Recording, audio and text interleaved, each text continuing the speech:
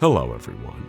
If you're a fan of SCP Explained, you'll know that we regularly post interesting questions in our community tab, asking for responses from you, our dear fans. These have ranged from questions about specific anomalies like SCP-096, or your suggestions on how we should actually kill SCP-682, the hard-to-destroy reptile.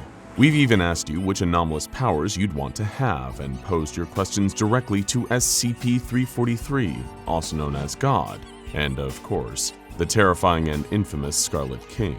But in our latest community question, asking you about hypothetical crossovers between the SCP Foundation and the weird wild multiverse of all fiction, you truly outdid yourself, with thousands upon thousands of responses. And we thought rather than just making one video selecting our favorites, we'd turn each of our favorites into whole videos. And how are we going to do that? That's where this wonderful state-of-the-art gizmo comes into play. You may remember the Anomatron 6000, our incredibly advanced artificial intelligence-driven supercomputer designed specifically to run simulations for the SCP Foundation. We fed this computer data from countless SCP Foundation experiments and cross-tests, and all the data from your suggestions. This will allow the fine folks at the SCP Foundation to explore any anomalous hypothetical without risking the lives of staff members or civilians. This brings us to our first simulation, suggested in a huge number of comments. Could SCP-682 be contained within the Backrooms? For those not in the know, the Backrooms is an internet urban legend that spiraled into a full-blown phenomenon. It's built on the premise that if you're not careful and enter certain specific circumstances, you can no-clip out of our reality and enter a terrifying multi-level alternate reality, where you're stalked by a variety of bizarre and frightening creatures. This could be a complete nightmare for your average person, but how would it play out if SCP-682, the endlessly angry, hard-to-destroy reptile, found its way inside? Also, for another Backrooms-related surprise, stick around until the end of the video. In the meantime though, let's boot up the Anomatron and test this new scenario. The worst had happened again.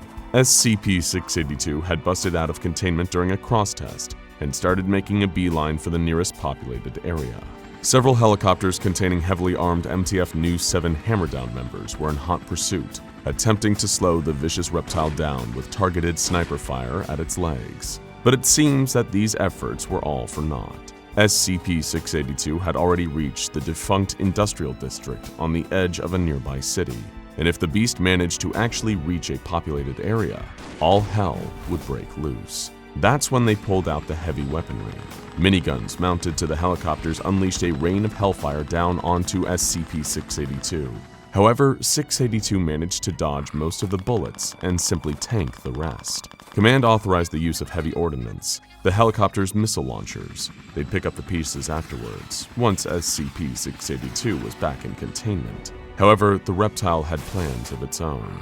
It charged into a nearby abandoned chemical plant to avoid the gunfire from above. This was exactly what Hammerdown wanted. The helicopters circled around the chemical plant and unleashed a barrage of powerful incendiary missiles, blowing the plant to Kingdom Come, in hopes of dragging an incapacitated 682 out of the rubble afterwards. But when the smoke had cleared and only the rubble was left, 682 was nowhere to be seen. Even for the hardcore operatives of Hammerdown, this caused an anxiety spike. Had it tunneled into the ground? Had it adapted to the attack by turning invisible or getting tiny to escape? It'd done all these things before, or after all the deranged attempts at putting SCP-682 in the ground, had some light firebombing killed the monster? Whatever the case, they need to search, in case SCP-682 popped up somewhere else and started causing havoc. If it was still alive, which it probably was, they couldn't rest on their laurels until they'd found it again. Meanwhile, SCP-682 woke up. It felt groggy and irritated, its body resting against an unpleasant, soggy carpet. It licked the carpet. The moisture had the distinct flavor of human spinal fluid, which 682 had tasted many times before. The sickly yellow walls and incessant buzzing from the fluorescent lights up above were nauseating, and it gave 682 a nagging headache. This only made 682's default emotion, blistering rage and hatred, even worse. It began walking around exploring this strange, spatial, anomalous environment. Was this more of that frustrating Foundation trickery? Another one of those puerile cross tests? The last thing 682 remembered was running at one of the walls in the chemical plant, a wall that, in hindsight, seemed darker than all the others. But rather than shattering through the brickwork, it was here now, in this strange, tacky lobby that never seemed to end. It was like a kaleidoscope of empty 1990s office kitsch. Endless, worthless yellow walls arranged like some labyrinthian, nonsensical maze leading nowhere and devoid of all life as SCP-682 wandered through it. And of course, SCP-682 found it disgusting. It was only on level 0, and already 682 hated the Backrooms just as much as it hated our dimension. Someone or something had to pay for the crime of inconveniencing it this way, and it would happily turn this whole dimension inside out just to find some beings to kill inside it. Yes, that would be great fun. SCP-682 began its frantic search for an exit, evolving an innate sonar ability and picking up speeds that would be impossible for human beings. This is the part where most people would go mad or die from hunger or thirst. SCP-682, not so much. It could keep searching and searching and searching until the stars burned out in the sky. It would find its prey, somehow, and when it did, it would put them through hell. And as it turned out, this new universe rewarded 682's dog's stubbornness, because when it passed through a seemingly random hallway after hours of searching, it was in a different place entirely. This place looked like some huge abandoned warehouse complex with water shining off the ground. If 682 had more advanced knowledge of the Backrooms, it would have known this was level 1. But the only number SCP-682 cared about was body count, and in that regard it would find level 1 to be a vast improvement. Two groups of humans had established bases in this level of the Backrooms. The Major Explorer Group, a faction of professional Backrooms travelers who maintained their base alpha on this level, and the Backrooms Non-Aligned Trade Group, a commercial group whose primary base is an economic hub on this very level, a fortified city-like area with a population of 412, which would, a few hours after 682's appearance, be a population of 0. But before all of that, it felt like grabbing a bite at the diner. Tom's Diner is a refuge for many people trapped in the Backrooms, a casual eatery nestled into the cold warehouse environment of level 1, where people could get a warm meal from Tom, a former cook who's been trapped in the backroom for years. SCP-682 was eager to be part of this grand tradition, but the hard-to-destroy reptile decided to buck the trend a little by just devouring Tom himself. From there, it decided to launch its rage-fueled offensive against the various humanoid inhabitants of the level. Both the Major Explorer Group Base Alpha and the Backrooms Non-Aligned Trade Group Trade Keep were heavily fortified against the kind of entities these folks had gotten used to facing in the Backrooms, but they were completely unprepared for a creature of SCP-682's sheer power, intelligence, endurance, and ferocity. The SCP Foundation had been studying the creature for decades, with far more resources than either of these two Backrooms-bound groups, and they still had a hard time keeping the beast consistently contained. Sadly for the great bastion of human hope in the Backrooms, SCP-682 swept through both outposts in a matter of hours, killing everyone there without an ounce of remorse. The only person there it took its time with was the final human being left in the decimated remains of the Major Explorers Group Base Alpha. It grabbed the man by the throat and squeezed, asking with its guttural, growling voice, Were you and your dead brethren allied with the SCP Foundation?" Despite his fear, the Explorer told 682 that he had never heard of the SCP Foundation, nor did he know what kind of entity 682 was. Then what is this place? Tell me, and I might give you a quick death. The Explorer gave as good a response as he could. 682 was trapped in the Backrooms, a multi-leveled interdimensional nightmare filled with dangerous creatures. That made 682 curious. Dangerous creatures? That could make an interesting challenge. 682 asked the Explorer how it could access these other levels and find these creatures, and the Explorer explained that through exploring these levels enough, anyone could no-clip into the next one. It really was that simple. With that, 682 knew all it needed to know and carelessly murdered the final human being of level 1. It had killed so many humans over its long and twisted life, it was no different from breathing air now. An utterly perfunctory action. It was eager to discover these other creatures on the lower levels and teach them a new level of fear they'd never experienced. 682 stormed the halls until it achieved the next successful no-clip into Level 2, which manifested as a series of old, dilapidated maintenance tunnels that seemed to stretch on for millions of miles. Wonderful. There were humans here too, apparently, but who cared about them? This was the first level to feature a smorgasbord of entities ripe for the killing. It sped through the tunnels, teeth and fangs born, eager to deal death with gleeful abandon. The first entities it encountered in the expansive tunnels of Level 2 were a collection of beings known as crawlers, insect-like creatures infected with an extremely aggressive fungal growth. Just getting close to them could present an active risk to humans, not so much for a creature that could easily regenerate after being tossed into the sun. As the creatures tried to lunge, SCP-682 simply crushed and devoured them with little effort. They tasted a little stale on account of the fungus, but the chewiness was pleasing.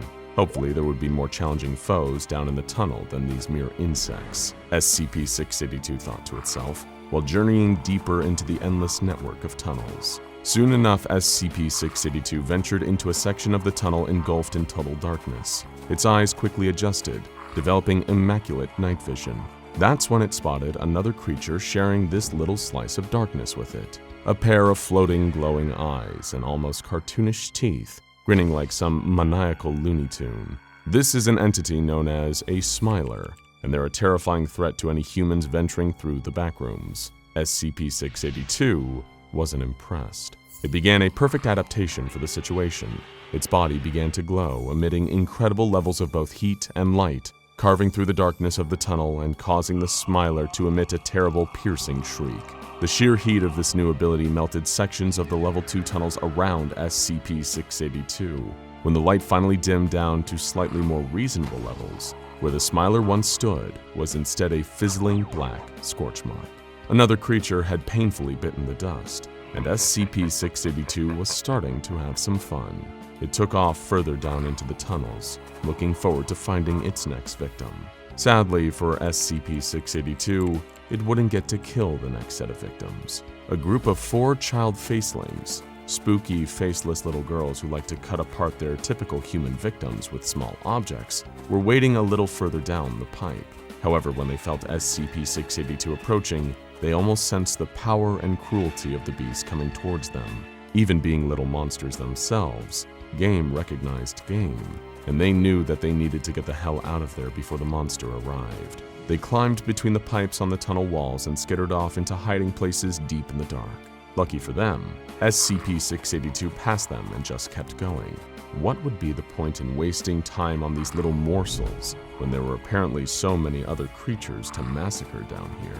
Next, SCP-682 came across a truly pathetic creature, something that the mighty reptile honestly felt a little embarrassed even interacting with. It was a creature known as a clump, a strange bundle of living limbs that will move at great speeds and attack its usually human targets. It tried to do the same to SCP-682, maniacally flailing its many twisted limbs. 682 killed it in a single stomp and moved on, feeling its own psychological equivalent of pity, but not that much of it. Not long after Mercy killing the clump, SCP-682 came face to face with a series of hounds, mutant humanoids who travel on all fours, behaving in a wolf-like fashion.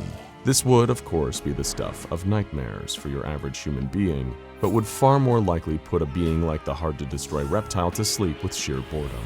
Humans acting like dogs, that makes them even more worthless, the creature thought, as it charged forwards and began tearing the group of hounds to shreds. Minutes later, it was splitting off into an adjoining tunnel, searching for more easy entertainment. But the deeper SCP-682 made its way into the bowels of Level 2, the more it approached a truly horrifying realization.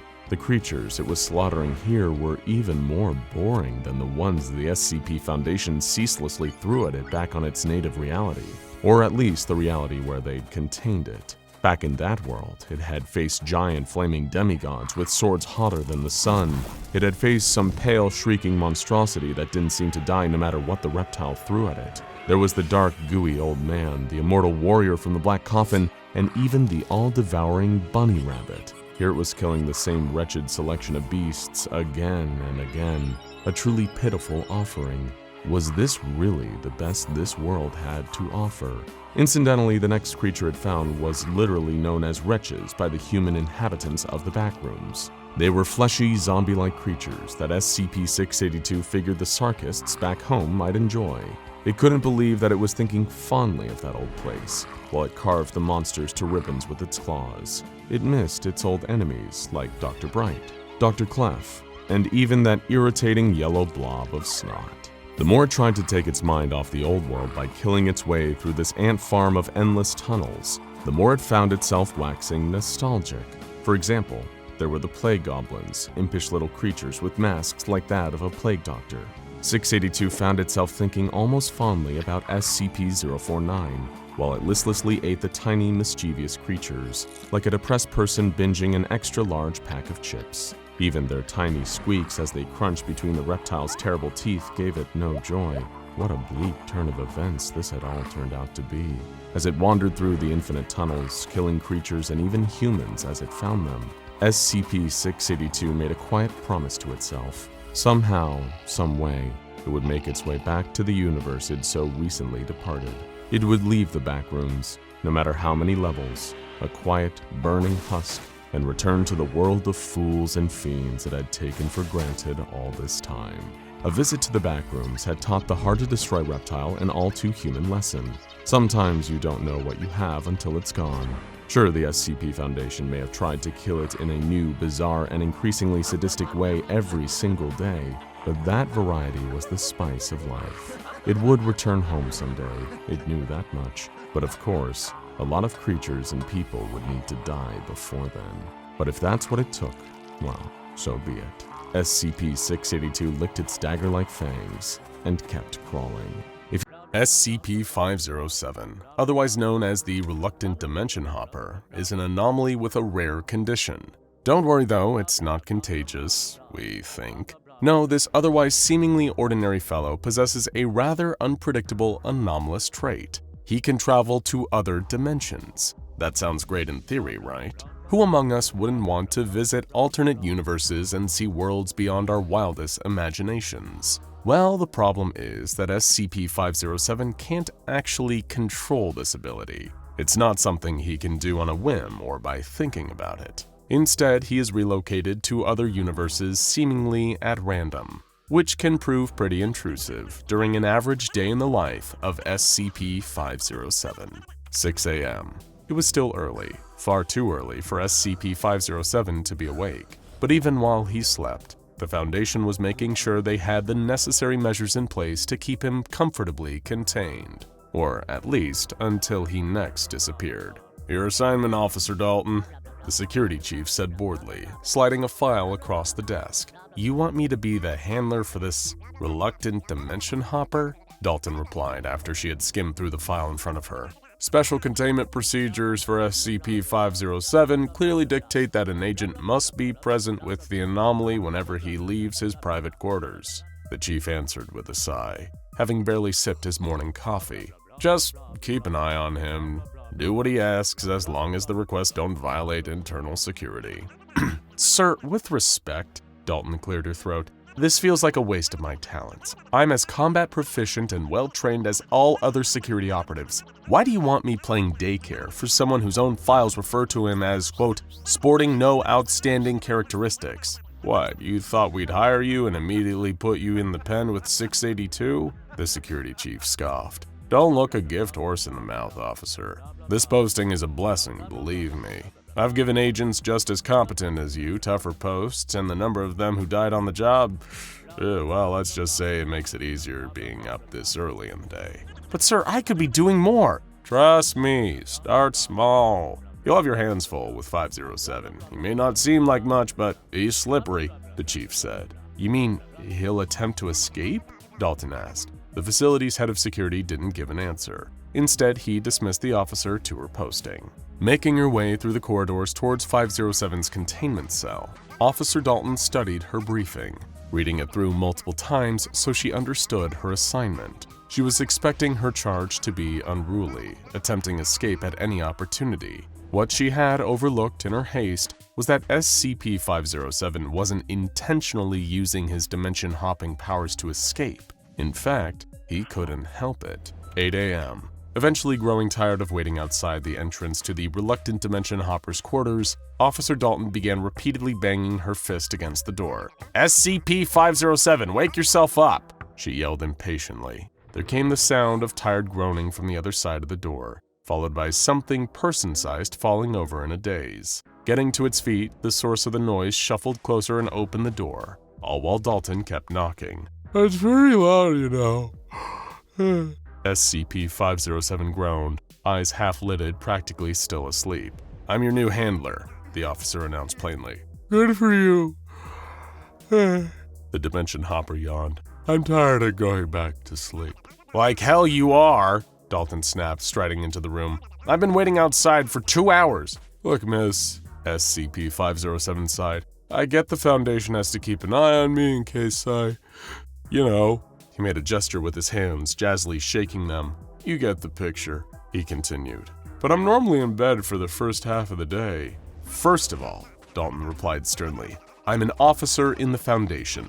As such, you'll refer to me as Officer Dalton or ma'am. Is that clear?" She didn't give 507 a chance to answer. "Secondly, make no mistake, I'm not your babysitter. I'm here to ensure the Foundation's continued security, not yours. And if one of your escape attempts poses a threat to this organization, then I am authorized to carry out a termination order. In short, don't screw around with me."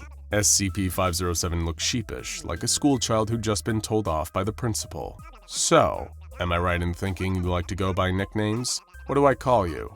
He paused for a second, a cheeky smile crawling across his face as he figured out a way he could slyly mess with the no-nonsense officer. "You can call me Grabnock the Destroyer," SCP-507 replied. Officer Dalton rolled her eyes. This was clearly going to be a long day. 10 a.m. Sure enough, the newly appointed handler's first cause for concern came when SCP-507 suddenly blinked out of existence while brushing his teeth. She'd urged him to go get himself ready and freshened up, and no sooner had Grabnock stepped into the bathroom, he disappeared, his toothbrush clattering into the sink. Officer Dalton stared in disbelief at the spot where he had just been, bowled over by how brazen and how quickly the anomalous interdimensional traveler had tried to give her the slip. Immediately, Dalton went to raise the alarm, only to be ineffectively reassured by her superiors. "This kind of thing happens all the time," and "Oh, he'll reappear soon, just keep sweeping the facility until he shows up," were all she was met with, and they did little to quell Dalton's frustration. Eventually, SCP-507 reappeared, wandering around one of the corridors of the Foundation facility and whining about a headache that usually accompanied his dimensional displacement. "What the hell are you playing at vanishing like that?" Dalton barked. "I need to eat something," Grabnock groaned, ignoring her question. "I displace before breakfast. It always makes me nauseous when it's on an empty stomach." "That's your primary concern right now?" the officer sighed. "Well, yeah," SCP-507 shrugged. "There was no food in that other dimension, at least none that I could find." Begrudgingly pushing aside her frustration, Dalton escorted Grabnock to the Foundation mess hall. "What else was there, SCP-507? she asked, breaking the silence as he ate quietly. "We'll have to file a report about where you went." "Not answering to that," he chuckled. "You've got to use the nickname." "Seriously?" Dalton replied. "Okay, fine. What else was in that universe, Grabnock?" "The whole thing. Grabnock the Destroyer," she added through gritted teeth. "Not a lot, honestly," the Dimension Hopper shrugged. "Some universes are just like that. This one just had a big salt plain and nothing else." "You mean like a desert?" Dalton probed. "No, a salt plain," Grabnock corrected her. "You know, like a glass salt shaker you have at a fancy dinner table, except with wings." "And what was in the salt plain?" she asked, confused. "I think it was white pepper?" SCP-507 answered sarcastically. 12 p.m. After he finished his meal, SCP-507 seemed to be feeling better and requested to be taken back to his quarters to use his computer. He'd been granted one by the Foundation, with limited internet access and a strict limit on what he could access and upload. However, it was while escorting him back that Officer Dalton realized her charge had once again relocated while her back was turned. Dalton once again proceeded to traverse the facility's corridors, checking in with other security staff and telling her fellow personnel to keep her posted if SCP-507 reappears. Meanwhile, unbeknownst to her, the reluctant Dimension Hopper had found himself in a particularly unique situation. Arriving in a new alternate universe, SCP-507 was greeted by familiar headaches, standing in a spot that mirrored the Foundation site he had been in a moment before. In fact, most of the details about this universe were almost identical to the one he had just left, apart from all the dinosaurs. It quickly became apparent at the sight of a velociraptor wearing a lab coat that this was a reality where the meteor that wiped out early life on Earth had never actually hit. As a result, the reptiles that had inhabited the world centuries before had been able to evolve into the dominant species, while humanity's earliest ancestors had never climbed out of the primordial soup. SCP-507 found himself in a facility overrun with reptilian researchers, all working for an organization called the Scaly Carnivorous Predator Foundation. Naturally, the dinosaurs were fascinated by the sudden and inexplicable existence of this pink, fleshy creature appearing out of thin air. Although the researchers working at this version of the Foundation were seemingly well-versed in the study of the anomalous. Unfortunately, there was something of a language barrier between SCP-507 and the dinosaurs of this dimension. A kind, calm request for him to come quietly so the research reptiles could run tests ended up sounding like a vicious, bloodthirsty snarl. And so the reluctant Dimension Hopper turned heel and ran away from a flock of raptors in Foundation lab coats, until he eventually displaced back to his original dimension again. 1:30 p.m.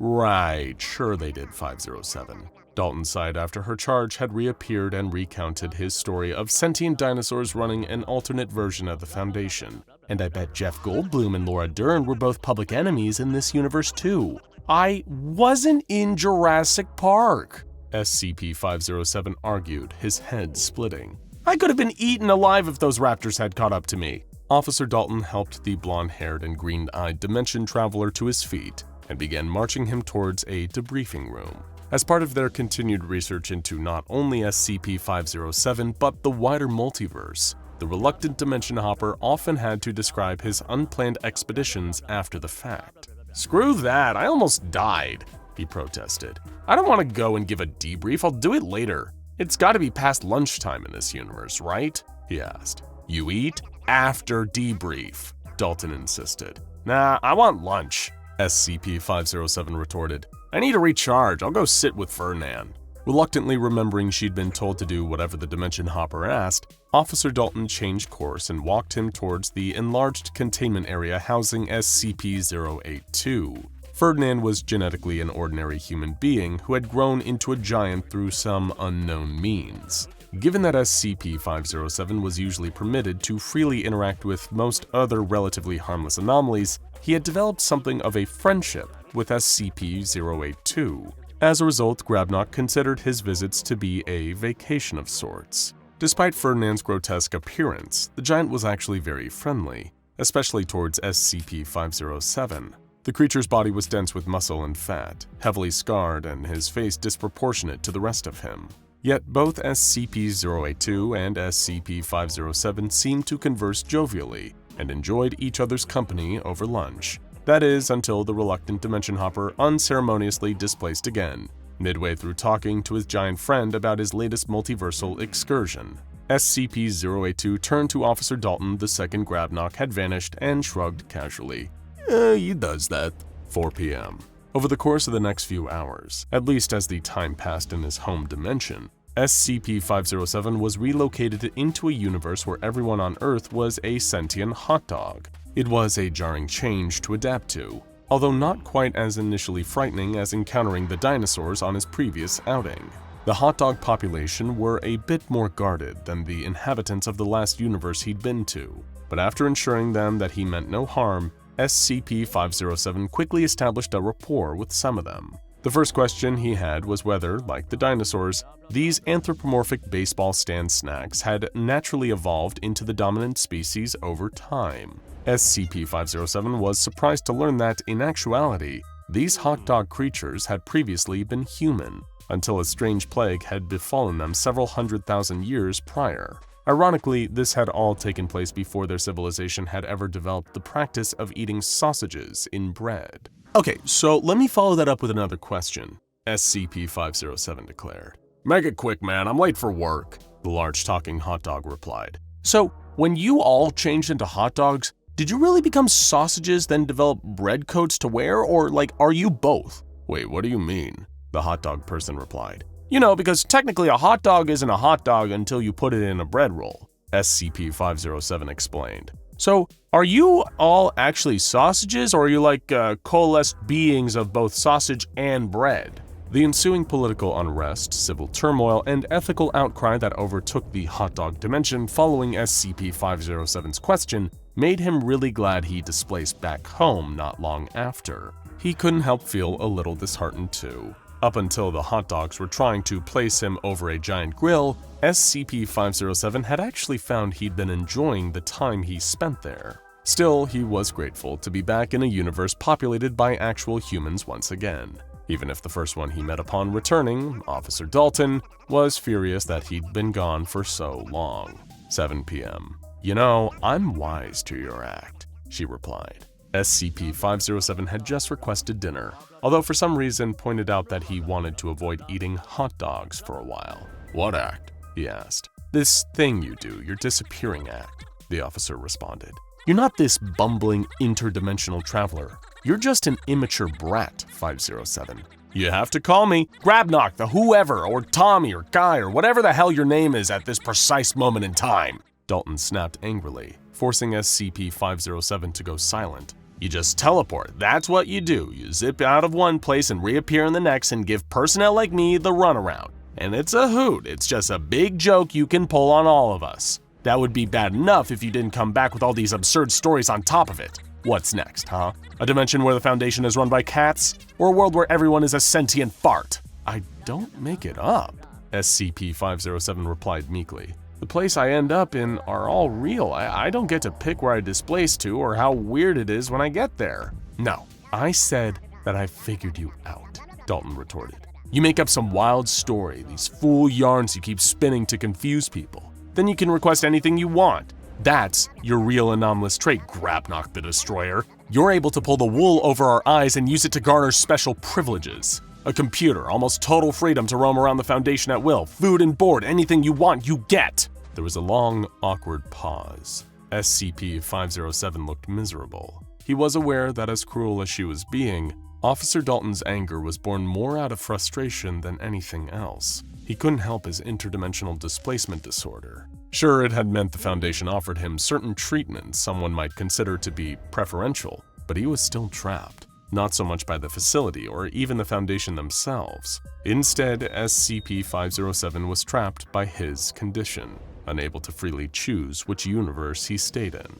8 p.m. Dalton had escorted SCP-507 to debrief, then back to his quarters. The entire time, an air of uncomfortable silence followed them. She still wasn't entirely convinced that her charge's anomalous ability wasn't all a sham, at least in part. But standing guard at his bedroom door, she could see him sulkily browsing the internet on his computer. He was quiet, and Dalton couldn't help that it did make her feel a little bad for losing her temper at him earlier. Hey, 507, she said, poking her head through the doorway. He didn't respond, mindlessly scrolling without turning around. Stepping inside, Dalton closed the gap between them by walking towards SCP-507, sat in his computer chair. Listen, SCP-507, she repeated, then realizing why he wasn't replying or paying her any notice. With a roll of her eyes and heavy, exasperated sigh, Officer Dalton readdressed the reluctant dimension hopper. Hey, Grabnock the Destroyer. Hearing that made SCP-507 turn around in an instant, giving her his full attention. Ma'am, he said, still sulking but at least willing to speak. I'm very sorry for what I said before, Dalton admitted. I don't enjoy this, you know, SCP-507 said solemnly. One minute I'm somewhere familiar, the next I'm thrust into some horrible nightmare where everyone's got macaroni and cheese for hands, or there's so many spiders everywhere. Oof. It's not just a joke to me, and it sucks. There were tears in the dimension hopper's eyes, and Officer Dalton reached out to pat him on the shoulder. I know, and I'm sorry for saying you made it all up, she offered a smile. Then, in a blink of an eye, they were both gone. 10 p.m. Every other time that SCP-507 had displaced during the day, the Foundation had barely paid it any mind, not even reacting when Officer Dalton had brought it to their attention. But the moment she had disappeared, along with the reluctant Dimension Hopper, security staff and researchers went into a frenzy. Alarms sounded. Personnel were patrolling the corridors en masse, sweeping room to room with flashlights in the hopes not only that SCP-507 would return, but Officer Dalton would still be with him when he did. It had been a few hours since the pair of them had vanished. The sun had long since set, and night had fallen. Yet there was still no sign, until a researcher heard the sound of someone sobbing coming from one of the storage closets. Calling it in, a trio of Foundation security cautiously approached the closet and threw open the door, only to find SCP-507 sat inside, weeping floods of tears. Immediately, despite how late at night it was, the reluctant Dimension Hopper was told he needed to debrief on where he had just been and what had happened to his handler, Officer Dalton. SCP-507 began to describe displacing to a dimension he had visited a number of times before, a reality that was shrouded in complete darkness, no sunlight at all. A familiar sound had instantly told the reluctant Dimension Hopper where he was and that he wasn't alone. Doubly so, because Officer Dalton's hand had been on his shoulder. Completely by accident, she had transported there with him. Switching on the flashlight he took with him everywhere, SCP-507 was horrified to see a figure who had tormented him before. He wore a black business suit. The matching sunglasses he had on made the figure resemble a Man in Black agent. It leered at him and Officer Dalton with an unnaturally wide smile that had haunted SCP-507's nightmares ever since their first encounter. "Back again," the figure had said, leaning in towards SCP-507. "And this time, you've brought a friend." "He took her," the reluctant Dimension Hopper said quietly as he sat in the debriefing room. "The smiling man got her." "We'd better get you cleaned up and sent to bed, 507, one of the researchers said, forcing a reassuring smile. "We'll assign you a new handler in the morning." I would like to here again state that 106 is not, as is commonly believed, a basic predator, on par with an advanced shark. SCP-106 is a sentient being, albeit a totally alien one. SCP-106 appears to be aware of several things beyond the scope of pure instinct and genetic memory. SCP-106 consistently breaches at moments where recovery and containment are most difficult. A fox may see his way out of a trap, but only a man will wait for his captors to look away to escape. Dr. Alok from his paper on sentience in contained humanoids. They say that patience is a virtue.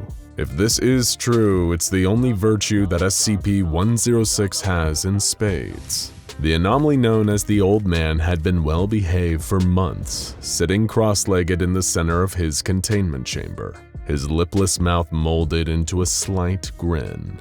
The Old Man had a reptilian-like calm to him, never truly inactive, just waiting. And nobody else can wait for quite as long as him. He could go for years without so much as twitching if he wanted to. But not today. Today was special. There were no clocks and no calendars in SCP-106's cell. But that was fine. He remembered the last day they locked him back up, and he'd been counting ever since. Seconds, minutes, days, months. The Old Man had all the time in the world. And today, it was all about to pay off. October 31st, All Hallows Eve, the night when ghosts, goblins, and demons come out to play. The Old Man almost chuckled at the thought of it. What a perfect day for a containment breach. One of the Foundation technicians observing 106 from a control room monitor spilled his coffee when the Old Man got up and started walking towards the wall. Alarms went off and guards were dispatched as a large dark stain expanded on the wall of the containment chamber and 106 walked through it. Not that any amount of armed response would do them any good. The bullets passed right through 106's inky flesh as he strolled down the corridor towards the exit. He killed 2 guards and a researcher on his way out, just for the fun of it. He'd been a well-behaved creature for a long time now. He'd earned an evening of letting his purely metaphorical hair down, And when 106 decides to have a night of good fun, horror is always sure to follow. This is the tale of one of SCP-106's most infamous and horrifying containment breaches. Be warned, the following isn't for the faint of heart. You're about to learn why SCP-106 is still one of the most feared anomalies in Foundation containment. Immediately, the containment site dispatched 3 of its best field agents: Agent Park, Agent Wang, and Agent Drack. Their task was simple: locate SCP-106, minimize potential casualties, and distract the sadistic anomaly long enough for reinforcements to come and contain the creature once again. For the last several years, these agents would eat, sleep, and breathe all things 106 in preparation for a moment just like this. They'd been drilled over and over again on everything from the creature's behavior to the worst-case scenario of what to do if you get pulled into its nightmarish pocket dimension. They were as trained as a person possibly could be for this situation, and fitted with state-of-the-art Foundation equipment to boot. And yet, they were still terrified. They passed through the streets of the nearest city, where containment experts believed 106 was most likely to head after his escape. People of all ages, dressed in Halloween costumes, were out enjoying the night. Child-sized superheroes were hanging out with even smaller villains. Horror movie slashers were sharing drinks with cops and nuns. Countless candy-carrying zombies wandered through the streets. None of them had any idea of the true horror that walked among them. The 3 agents went over their training silently in their minds. 106 was intelligent, more intelligent than anyone back at the Foundation really gave it credit for. It had planned this. It knew that it could blend in among the costume monsters that were sure to be out tonight. Nobody would be able to tell the difference until it was too late. One such person was a young woman named Alice. Dressed up as an angel, her experience that night would be far from heaven sent. Her boyfriend had made the always classy move of breaking up with her right before they were supposed to head to a Halloween party, leaving her in a fit of emotional distress and embarrassment. Over the course of the next several hours, she obsessively reflected on her ex-boyfriend's audacity and lack of empathy towards her, burdening her mind and filling her head with anxiety. His last words, "I'm sorry, it's over," gradually became louder and louder in her thoughts as she stumbled in sadness away from the noise of the streets towards a thicket of trees. She was in such despair she could barely stand, and as she staggered through the vegetation, she didn't even notice the shuffling of footsteps behind her, or that they were getting closer and closer and closer. Alice tripped and caught herself against a nearby tree. That's when she noticed a sudden burning sensation on the skin of her hand. She looked up and saw that her hand was now coated in a sticky tar-like substance. Whatever it was, it seemed to be eating away at the tree, and she could hear the hiss of the corrosive liquid as it melted the skin of her hand. A twig cracked beneath her, and she turned to see the rotting old man staring at her with a malicious grin. She screamed and began to run, but the alcohol had robbed her of her coordination. She tried as hard as she could to escape while cradling her burning hand, but it wasn't enough. She felt a spike of excruciating pain rock her nervous system. The old man had reached into her back like a man operating a puppet. His long, burning fingers, dripping with corrosive grease, had melted through her skin and grabbed her by the spine. She screamed in pain, but she was too far away. Not a soul could hear her, and the only creature that could didn't have anything resembling a soul. The creature grabbed her and pulled her into its blistering embrace. It smiled the whole time, baring every rotten tooth. It held her in place, burning the rest of her body as the two of them sank into the ground together, more acidic sludge pooling at their feet. Alice screamed on, and SCP-106 loved her all the more for it. The screamers were its favorite. By the time Agent Drack, Parks, and Wang found Alice, it was hard to know that this had once been a human. But they knew one thing for certain, that this was the work of the old man, and they suspected that he wasn't close to being done with his campaign of Halloween terror. Next came a little boy named Jason and his unfortunate friends. They were dressed as the Justice League, with Jason leading the group as Batman, all of them wearing costumes that made them feel like true heroes. It had been a good night. their bags heavy with candy. As they walked down an alleyway they'd passed through countless times on their way home from school, they had no idea what was waiting for them. A long, gnarled hand dripping with black ooze suddenly shot out of the wall and grabbed the boy dressed as Superman. He screamed as he was pulled towards the ooze, his braces shining in the moonlight, and kept screaming until he disappeared into the solid brick wall. The rest of the Justice League broke into frightened screams and scattered, but they weren't fast enough. Hands kept emerging from the wall, grabbing the children, burning them, pulling them into the dark. Only Jason got away, running and screaming as his friends were yanked into the void. But no one gets away from the old man that easily. A black puddle formed on the ground in front of Jason, and the old man rose out of it, still grinning its malicious, spiteful grin. Jason fell to the ground, his legs giving out from the fear. But the old man didn't move. He just stared at him, sizing him up, deciding what type of torment would yield the most twisted pleasure. The creature lifted something up to its mouth, something that might have been mistaken for a piece of Halloween candy from a distance. But Jason knew better. It was a tooth, and Jason could recognize the shining braces still stuck to it. The old man put the tooth in his mouth and crunched it like a jawbreaker, as Jason almost passed out from the sheer terror of watching it. To this day, nobody knows why the old man spared Jason, but when Agents Drack, Parks, and Wang found the boy, the only survivor from the massacre of his friends, he was gripping the metal fragment from Billy's tooth so hard that it was embedded into his palm. But the night still wasn't over yet. The old man still wanted to have just a little bit more Halloween fun. One little boy couldn't join in on the Halloween adventures all his friends were having. He was stuck at home, sick with a stomach flu that had been going around at school. All he could do was sit and watch scary movies as his mother answered the door, passing out candy to the trick-or-treaters that he wished he could join. He sighed as he heard his mom at the front door giving candy to pirates, zombies, and vampires. Tomorrow would be even worse when he was forced to watch his friends eating their candy and reminiscing about all the fun that he wasn't involved in. His self-pitying was interrupted when he heard his mother open the door to another trick-or-treater, but this time, there was no exchange of words or candy, just a long, blood-curdling scream.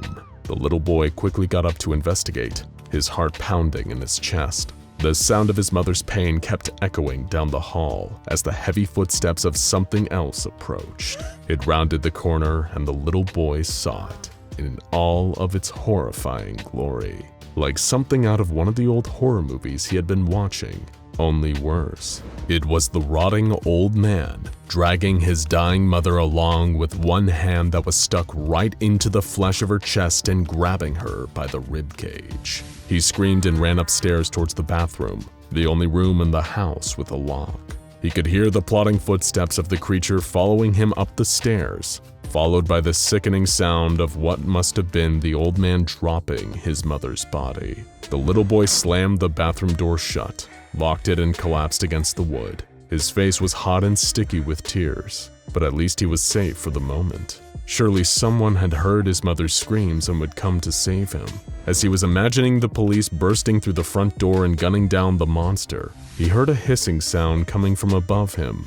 He looked up and saw the face of the old man melting through the door and smiling at him from above. He tried to scream, but the monster opened its mouth and a tide of corrosive liquid hit him in the face. Moments later, someone did burst through the front door, but it wasn't the police. It was the 3 agents drawn to the old man's location by a trail of violence and acidic black mucus. And as far as 106 was concerned, this was a great thing. He had just finished breaking his last set of toys, and the new ones were here right on schedule. Park fired at the creature, but it wasn't enough to save Agent Drack.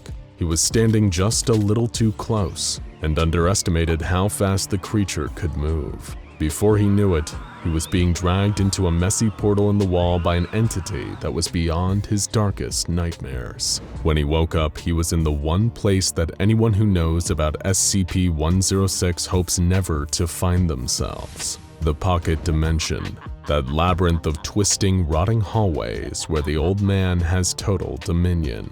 You'd rather be in hell under the care of the devil himself than end up there. Agent Drac encountered horrors beyond conception before he finally, mercifully, died at the old man's hands. No weapons or training could save him. No amount of effort could dig him out of this hole. He ran through the halls for 4 whole days before SCP-106 finally got bored and started taking him apart. But to Agent Drac, those 4 days felt like a wretched eternity. When they eventually found SCP-106, he was standing in a field stomping on pumpkins out of boredom. He submitted to containment with relatively little difficulty, as Foundation field agents used high-intensity lights to subdue him. Cleanup crews applied amnestics and generated cover stories. Everything about the Halloween night massacre was swept under the rug. Back in containment, SCP-106 once again sat cross-legged on the floor of his cell, sorting a little collection of his victims' teeth like Halloween candy. He sat and smiled, mulling over the memories of his delightful Halloween night. He'd be fine for another few months now. He could just sit and enjoy the thoughts until the Foundation got bored and loosened the leash again. 106 is a patient monster. When the time came, he'd be ready. He was always ready. He had been pacing back and forth all night. So many hours spent walking to and fro in his quarters that his feet were starting to develop painful blisters. Yet Jace couldn't bring himself to stay still after his unsettling discovery. Over the course of the night, it had driven him almost mad. But it wasn't just the fear of the inevitable calamity he had learned of that was keeping him up and worrying him into a state of near insanity. It was the lie, the smokescreen that had been used to cover up the truth. And it came all the way from the top.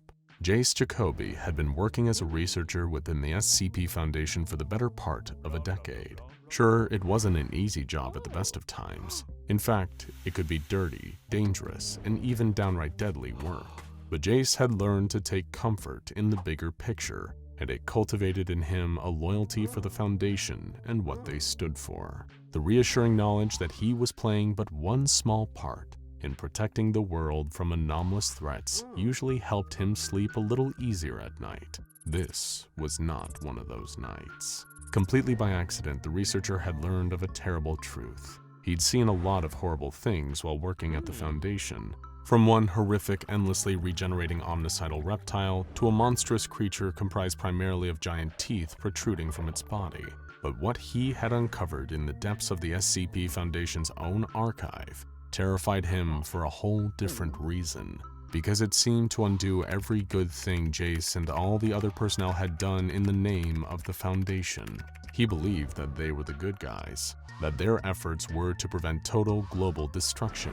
Instead, it turned out that they were just pawns. Being familiar with a whole filing cabinet's worth of special containment procedures for various anomalies, Jace was familiar with the term 220 Calabasas. He'd even almost been considered to receive high enough security clearance to be given the full details as to what it entailed. He was aware already that it was the name given to a process that was required to be performed by Foundation staff as a way to keep SCP-2317 actively contained.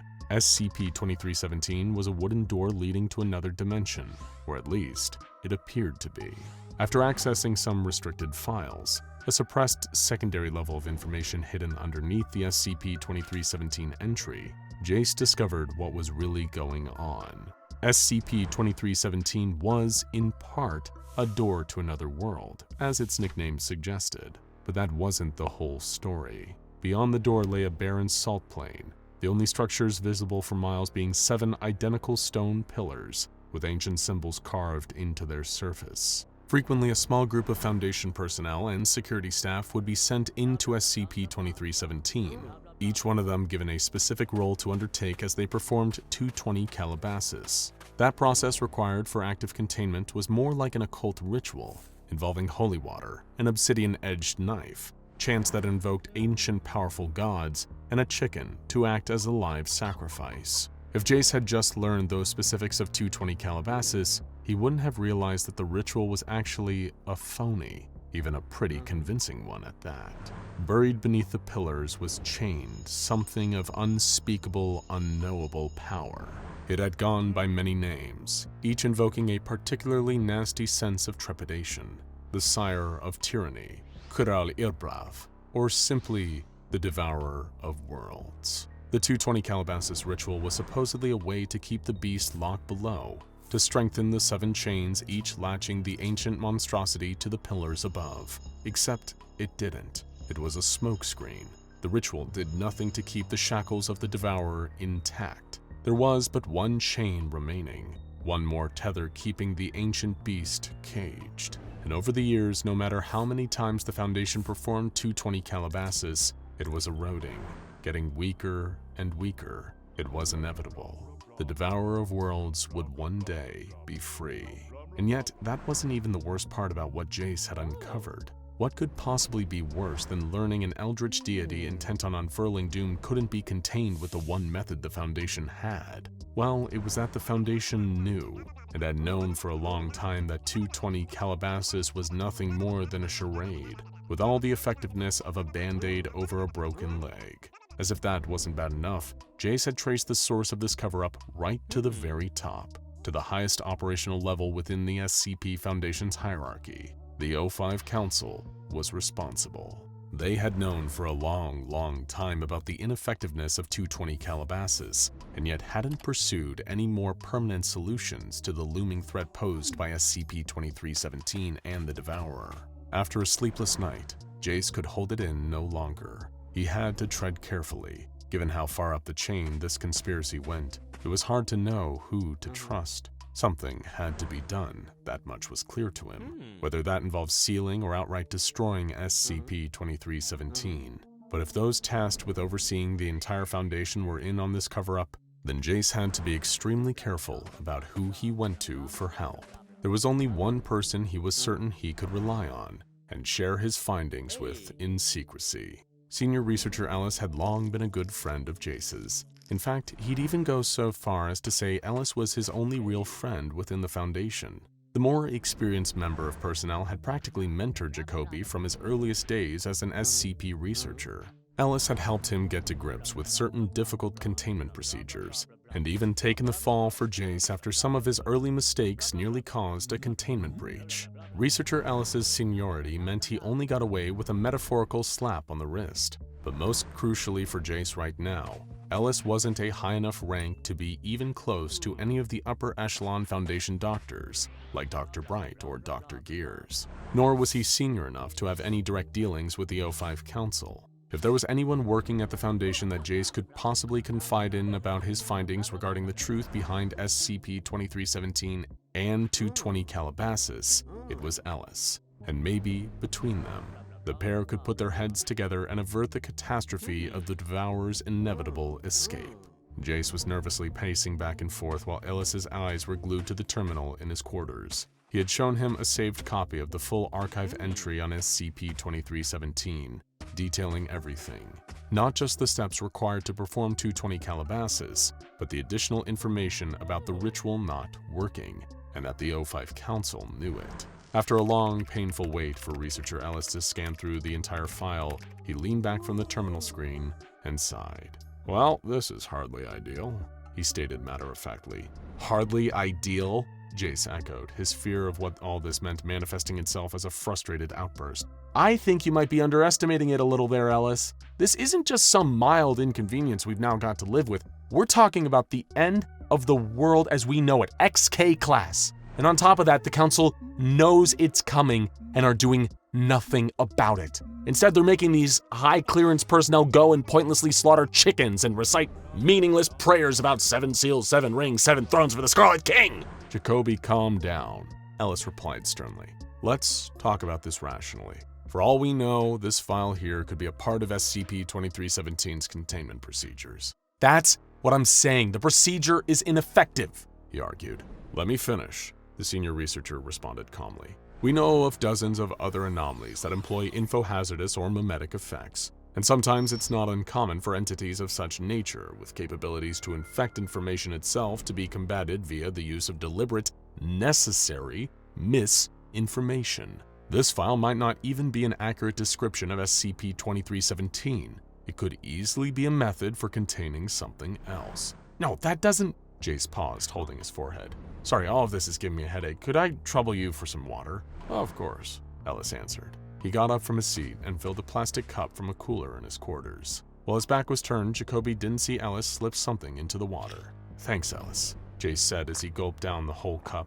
Like I was saying, that theory of it being a mimetic threat doesn't make sense. You've seen SCP-2317 from a distance. We both have. It's a physical dimensional gateway. I mean, a door to another world is literally its code name, for God's sake. Why would there be a real door with an intangible info hazard behind it? Ellis stroked his chin, pondering quietly. For a moment, Jace's vision seemed to get a little blurry, but he blinked it away. Okay, so if we take everything in the SCP-2317 file as gospel, then answer me this. What do you propose we do about it? His mentor asked. We have to think radically. Together, I think you and I need to come up with an alternate permanent solution to the impending threat posed by SCP-2317. Then we present it to the O5 Council, storm into their chamber if necessary, and demand them to implement it. The next 220 Calabasas is scheduled for a few hours from now. We need to bring them something that will actually work, not just that performative pantomime they put on as a smokescreen. Otherwise, Alice... Jace paused for a moment, hearing his own voice crack with despair. If we don't, the Devourer is going to destroy everything. You said the words permanent solution. Elaborate for me, please. Ellis responded. Look, I think we have only two options, the frightened researcher said. Jace noticed he was starting to feel drowsy, lightheaded even, needing to shake himself to stay upright and conscious. We either find a way to seal SCP-2317, or we destroy the door to another world outright. The 220 Calabasas procedure? Ritual. They take a 1 kiloton nuke in case of containment failure, right? We detonate one of those inside the dimension, pray that it kills the Devourer worlds, then we shut the door and blow that up behind us too.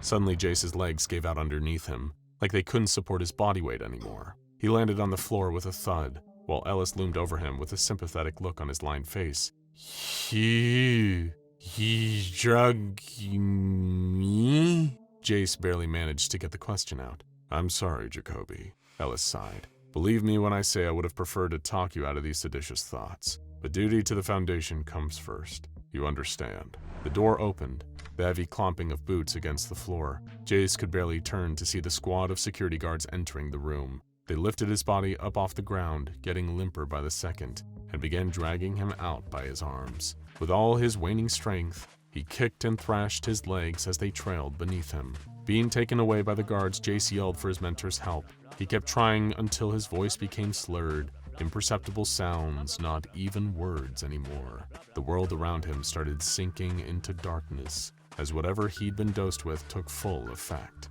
As Jace was hauled off struggling, not once did Ellis dare to look him in the eye. Jace had no idea how much time had passed, only that he'd been chemically knocked unconscious for most of it. Opening his heavy eyelids, he had no idea where he was. The room around him was in pitch darkness. For a second, he'd wondered if he'd been executed by the Foundation and was currently dead, his consciousness trapped in an endless inky void. Then another concerning thought pushed its way into his head. Had they thrown him into the Devourer of Worlds prison? It was a cruel, callous move, even for the SCP Foundation, to offer Jace up as a sacrifice for daring to look further into the truth behind SCP-2317. A column of light cut through the dark from somewhere above him, gleaming down so bright that it was hard to look directly at it. The spotlight did little to illuminate the rest of the room. Although squinting in the dark, the researcher could detect the outlines of several figures sat in a circle facing him. 13 of them, to be exact, with one extra taking their seat. He was just awake enough to remember a crucial detail that explained where he was. There were 13 members of the O5 Council, along with one administrator. Hello again, Researcher Jacoby, came a voice from one of the seats encircling him. Tell us, do you know why you're here? You, Jace stuttered before his fear once again erupted in an explosive outburst. You all knew about SCP-2317. You had us perform 220 Calabasas time and time again, knowing that it was doing nothing to keep the Devourer contained. If that creature gets loose, no, when It does. It will destroy everything and everyone. The Foundation is meant to contain anomalies, not pretend to. We have a duty to every adult child on this planet to protect them from this entity. Do not exposit the Foundation's mandates to us, Jacoby. Another of the council members' voices replied, sounding not in the least bit concerned. If anything, they sounded bored. The SCP Foundation acts in accordance with what the council dictates, not by whatever moral framework you have chosen to impose on this organization. But the Devourer of Worlds is coming, Jace pleaded. You all know as much. I've seen it in the SCP-2317 file. Inevitable. You used that exact word. We are aware of the threat faced by SCP-2317-K, or the Devourer as you called it, a third council member interjected. But rest assured, at the time 220 Calabasas was established to provide an illusion of containment. We calculated it would take several decades for the final chain holding the creature to give way. That time might have already elapsed, the researcher argued. And in the meantime, we have no countermeasures prepared, no strategy, and the rest of the personnel have no idea that this threat is coming. Almost exactly the same wording as last time, one council member said, not addressing the rest directly, but still just audible enough for Jace to detect it. What do you mean last time? Yes, thinking back a few short moments to the beginning of this exchange. Wait, why did you say hello again when I woke up here? There was a horrible, nauseating silence throughout the room for a moment. Jace had already worked out the answer. Why would the council bother telling him the truth now? I've figured this out before, haven't I? He said. A handful of times, one of the voices replied. If not you, then another member of personnel. Every now and then someone snoops, uncovers something they shouldn't, and you make them forget it. Jace finishes their sentence for them. Before we apply the amnestics, the voice said, observe. Today's 220 Calabasas procedure is already underway. A huge curved screen blinked to life. It filled half the circumference of the room, but wasn't enough to give Jace any clearer of a look at the O5 Council. Each one of them was cast as shadowy, silhouetted figures against the images now appearing on the screen. It was footage being streamed live from one of the personnel cleared to enter SCP-2317. They were already in the middle of performing the phony ritual, spritzing holy water over the 7 pillars, unaware that one of them was still linked to a chain keeping the Devourer imprisoned below. Suddenly, there was a rumbling, a shaking reverberating through the ground on the video feed like an earthquake, or something moving underneath. Oh my god, Jace breathed as he watched in horror. It's happening! The Devourer is coming now! Get them out of there! Some of the O5s mumbled awkwardly to themselves. We shouldn't act with too much haste. It could just be the creature reacting to the ritual, one hypothesized. It's been imprisoned for a lot longer than a lot of us have lived. It's bound to get restless, another concurred. Besides, the security team are armed with a nuclear device in case the worst should happen. On the screen, the tremors were continuing. The personnel member in charge of applying the holy water dropped the silver aspergillum and asporium containing it, spilling its contents over the salted earth below. Without any further warning, the ground started to crumble in the feed, an enormous clawed hand bursting up from underground. It was followed by the hulking shape of something much larger breaking through the salt plain, sending a tidal wave towards the personnel member whose body cam footage was being displayed. The feed cut out, and the room was dark once again. It's too late. Jace stared at the council in a mix of terror and disgust. You did nothing, and now it's too late! Before any of them could reply, another tremor rang out. This time beneath Jace's own feet, the Devourer of Worlds was here. It was bursting through the wooden door of SCP-2317 and tearing the Foundation facility apart with its immense size as it emerged. The walls cracked, the entire building beginning to crumble around him and the O5 Council, who were all hurriedly exiting the chamber to whatever plans or bunkers they had to ensure their own personal survival. Suddenly, the huge weight of something dropped through the dark and collapsed on top of Jace.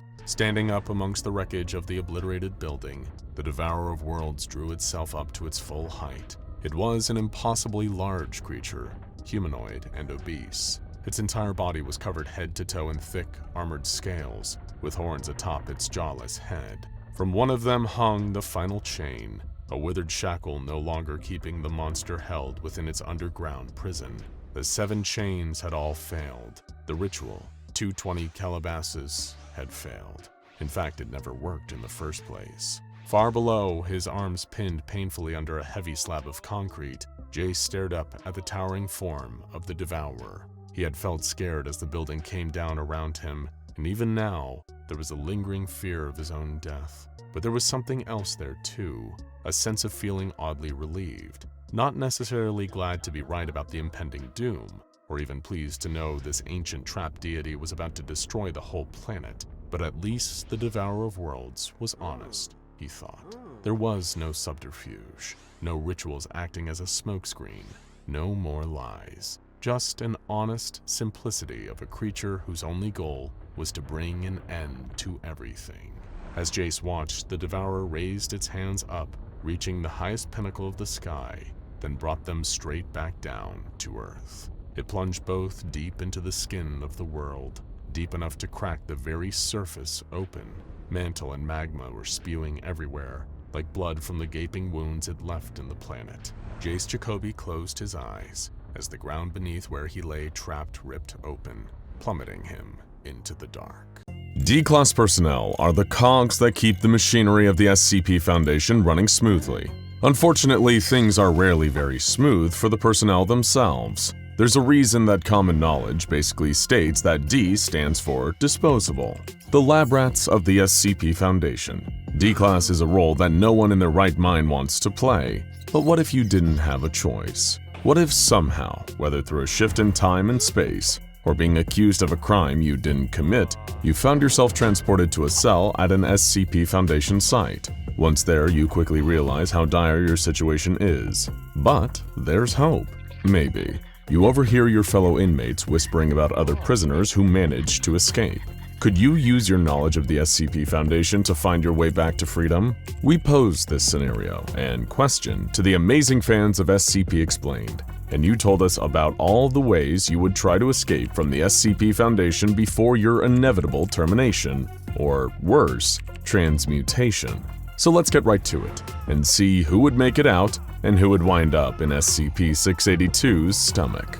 Just Drake said, "Well, considering I've quite enjoyed the VR game SCP Lab Rat, I'd wait for a good containment breach, maybe release a few extra SCPs that may be contained with me, trust no voice I hear looking at you, SCP-939, and just make for some type of hole created, or maybe sewage drain.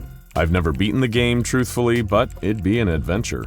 Video games are the best way to prepare for real life. Everyone knows that. That's why Resident Evil made me great at killing monsters. Animal Crossing made me a world-class fisherman, and The Sims prepared me for those days where the door to my room is suddenly replaced with a painting of a clown. Really though, that sounds like a solid strategy. Use the chaos of a containment breach as a cover, play Robin Hood to some friendly SCPs, don't follow any voices, and see if you can Shawshank Redemption your way to freedom. What have you got to lose? Well, maybe your life, but you probably wouldn't hold on to that for long at the Foundation anyway." Unwind said, "Easy peasy. Having a leg up is an understatement in this situation. Having watched SCP Explained videos, we have a great understanding about the Foundation and the SCPs, even more so than the site director themselves. Just claim to be an O5 council member from a parallel universe, and when interrogated drop some classified information only they would know. You'd be such a valuable resource they might even let you join their council. Not only have you escaped D-Class duties, you've also gained high amounts of power. Easy peasy indeed. Just make an incredibly bold claim and expose yourself as a potential security risk. There's a slim chance this might work, but there's also a pretty substantial chance that the real O5 Council will intervene and decide to go ahead and terminate you, just in case. At the very least, you'd likely be placed in permanent protective custody. But hey, maybe they'll put you in one of the comfy cells with a minibar and everything." Gaming Revelation said, "If I was escaping, I would use an audio clip of 682 screaming and or destroying things and play it when people or SCPs are nearby. The sounds of 682 will scare people away or make a good enough distraction for any guards stupid enough to fight 682. I would also email the audio file to myself, that way I can use the audio file on basically any device." This is an interesting one. You'd need a lot of factors to line up just right for this one to work. From keeping your phone or another device on your person in spite of being in Foundation custody, to finding a Wi-Fi signal to access your email, to making sure that your audio file plays loudly enough to be convincing. Not sure what they have planned for the next update, but currently the iPhone doesn't emit sounds at a volume loud enough to break through walls. There is a chance that the sound would strike enough fear into the hearts of experienced guards to throw them off for a while anyway. Just make sure SCP-682 doesn't find out what you're up to. It probably doesn't appreciate copycats. Ender Titan Games said, I have a pretty simple but solid escape plan, I think. Step 1. Find out what site I'm at. What kind of SCPs are contained there? Are they dangerous or harmless? How often are there containment breaches? How often do D-Class die? If the site seems safe enough, then I'll just spend my days meeting harmless SCPs like 999. Step 2. If the site is dangerous, then I need to do everything in my power to make sure I'm not cross-tested with a dangerous SCP. If that means stabbing my eye out or cutting off my leg, I'll do it. I'll do anything short of killing myself if it keeps me away from the likes of 106 and 682. Step 3. Try and see if any of the SCPs could help me escape. For instance, if 738 is at the site, then I'll find a way to get cross-tested with it, and then ask to be free from the Foundation and have all my criminal records wiped. Sure, it'll cost me, but hey, at least I'll be free. Or I could find a Keter-class SCP and see if we could help each other break out. It's a risky option, but once again, I do everything in my power to stay away from the lizard. Step 4. If all else fails, then I'm either going to have to wait for or cause a massive containment breach. Then I can escape in the confusion. All that time playing SCP Secret Lab will come in handy. Once again, it's a risky option and I don't really like my odds, but I'll take my chances if I have to. Step 5. If I die, and let's be honest, I most likely will, then I only have 2 requests for the Foundation. 1. That they actually decide which SCP-001 is the real SCP-001, and 2. That my tombstone read, subscribe to SCP Explained because they make fun and entertaining videos. Also screw the lizard. First of all, this isn't a simple plan by any means. It's not a Canadian rock band formed in 1999, and it's actually got quite a lot of detail. You've thought long and hard about this, and we appreciate that. One note though, making a deal with SCP-738 might not just cost you. A previous D-Class was offered freedom by the entity at the cost of his best friend's death. Even after he took that deal with the devil, he was recaptured by the Foundation a mere 5 hours later. You can decide for yourself if that's really worth it. But hey, if you're that desperate, then go right ahead. At least you've prepared for the very worst. The first of your posthumous requests will likely be denied, if we're being honest. And the second request is very sweet of you. Look, I'm blushing. But also, we'd prefer if you didn't put a Foundation target on our backs by pointing out how many of their secrets we're revealing. You're right about one thing, though. Can't stand that lizard.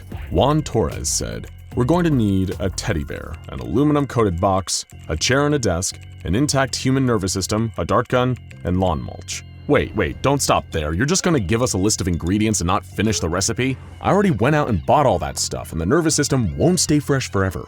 Super Hamster said, plug 079 into the Wi-Fi. It could cause a breach big enough, so hide during the breach and then escape the ruined facility. Let me explain further. 682 and 079 bonded, and 682 is famous for containment breaches. 682 is very hard to recontain.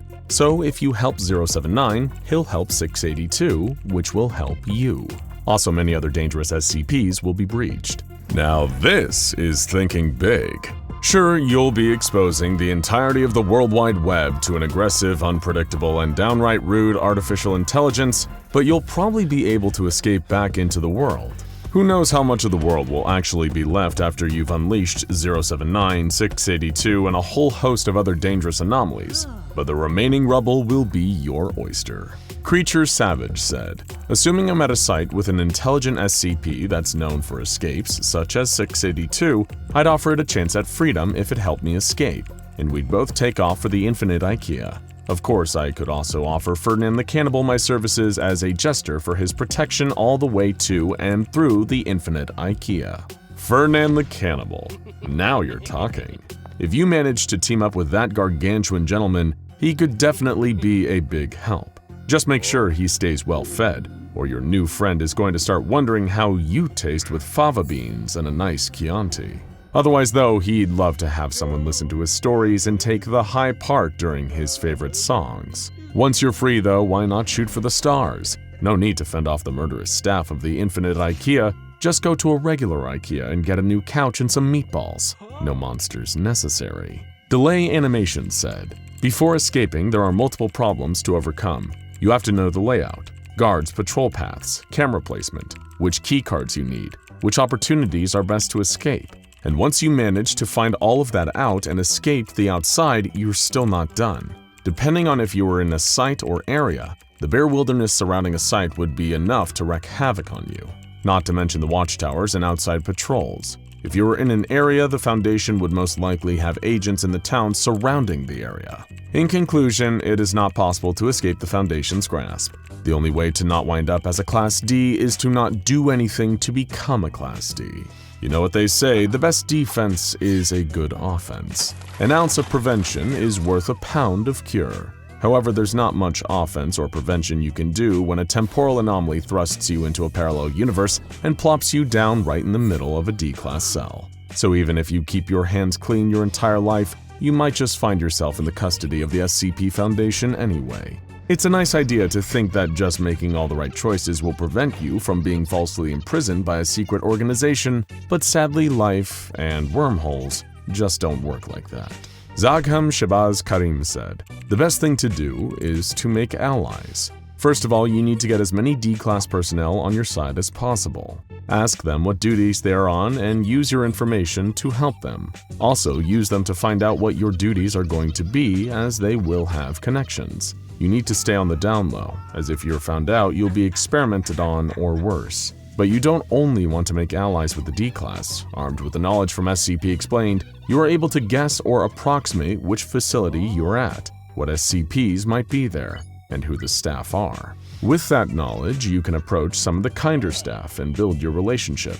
So in case you get caught when escaping, you have a fallback or someone that can bail you out of deadly punishments. You also want to be resourceful and map out the place to identify escape routes and the armory or weapons storage facility.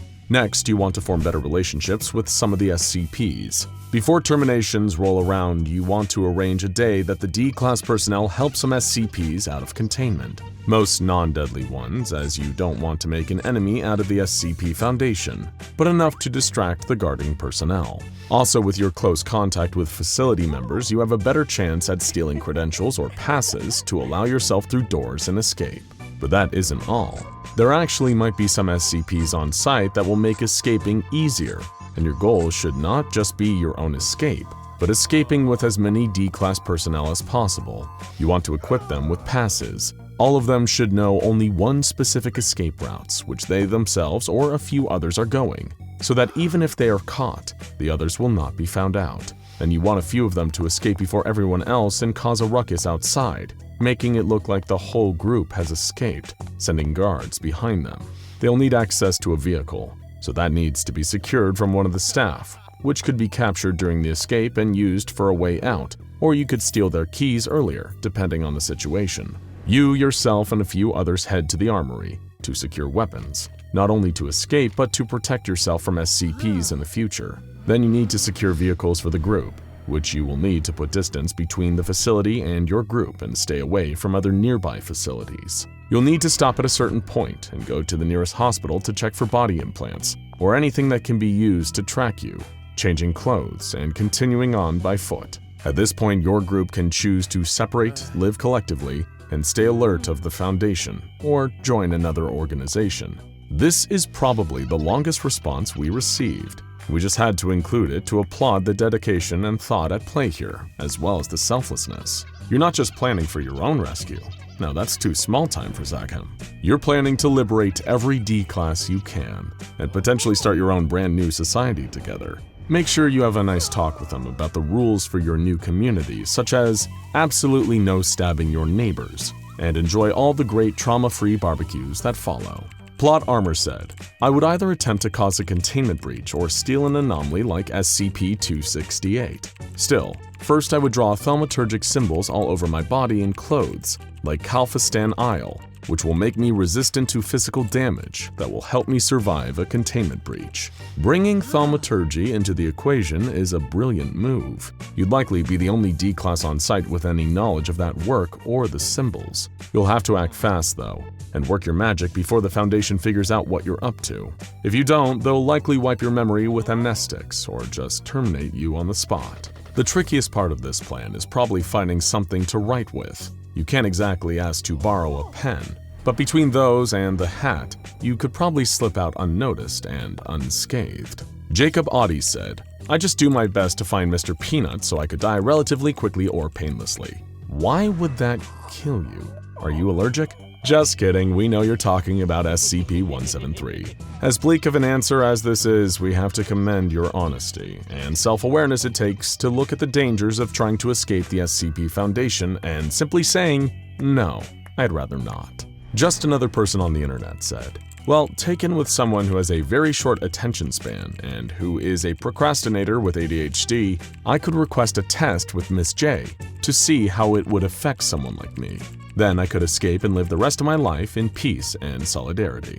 Miss J did help a previous D-Class leave the Foundation behind and start a new life, so why not you too? We're sure you'll be a model pupil, and wish you luck in whatever discipline you decide to pursue. Don't forget your number 2 pencil.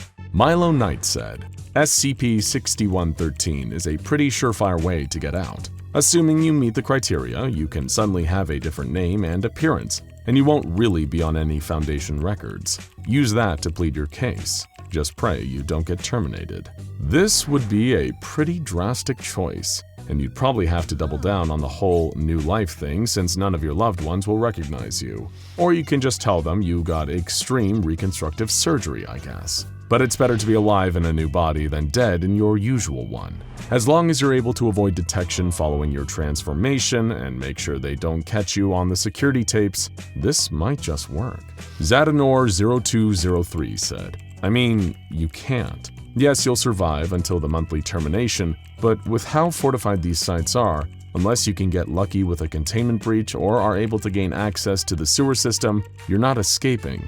And that's not even taking into account your spontaneous being here, and having great knowledge on the Foundation that you'd only really know if you were a being above their perception.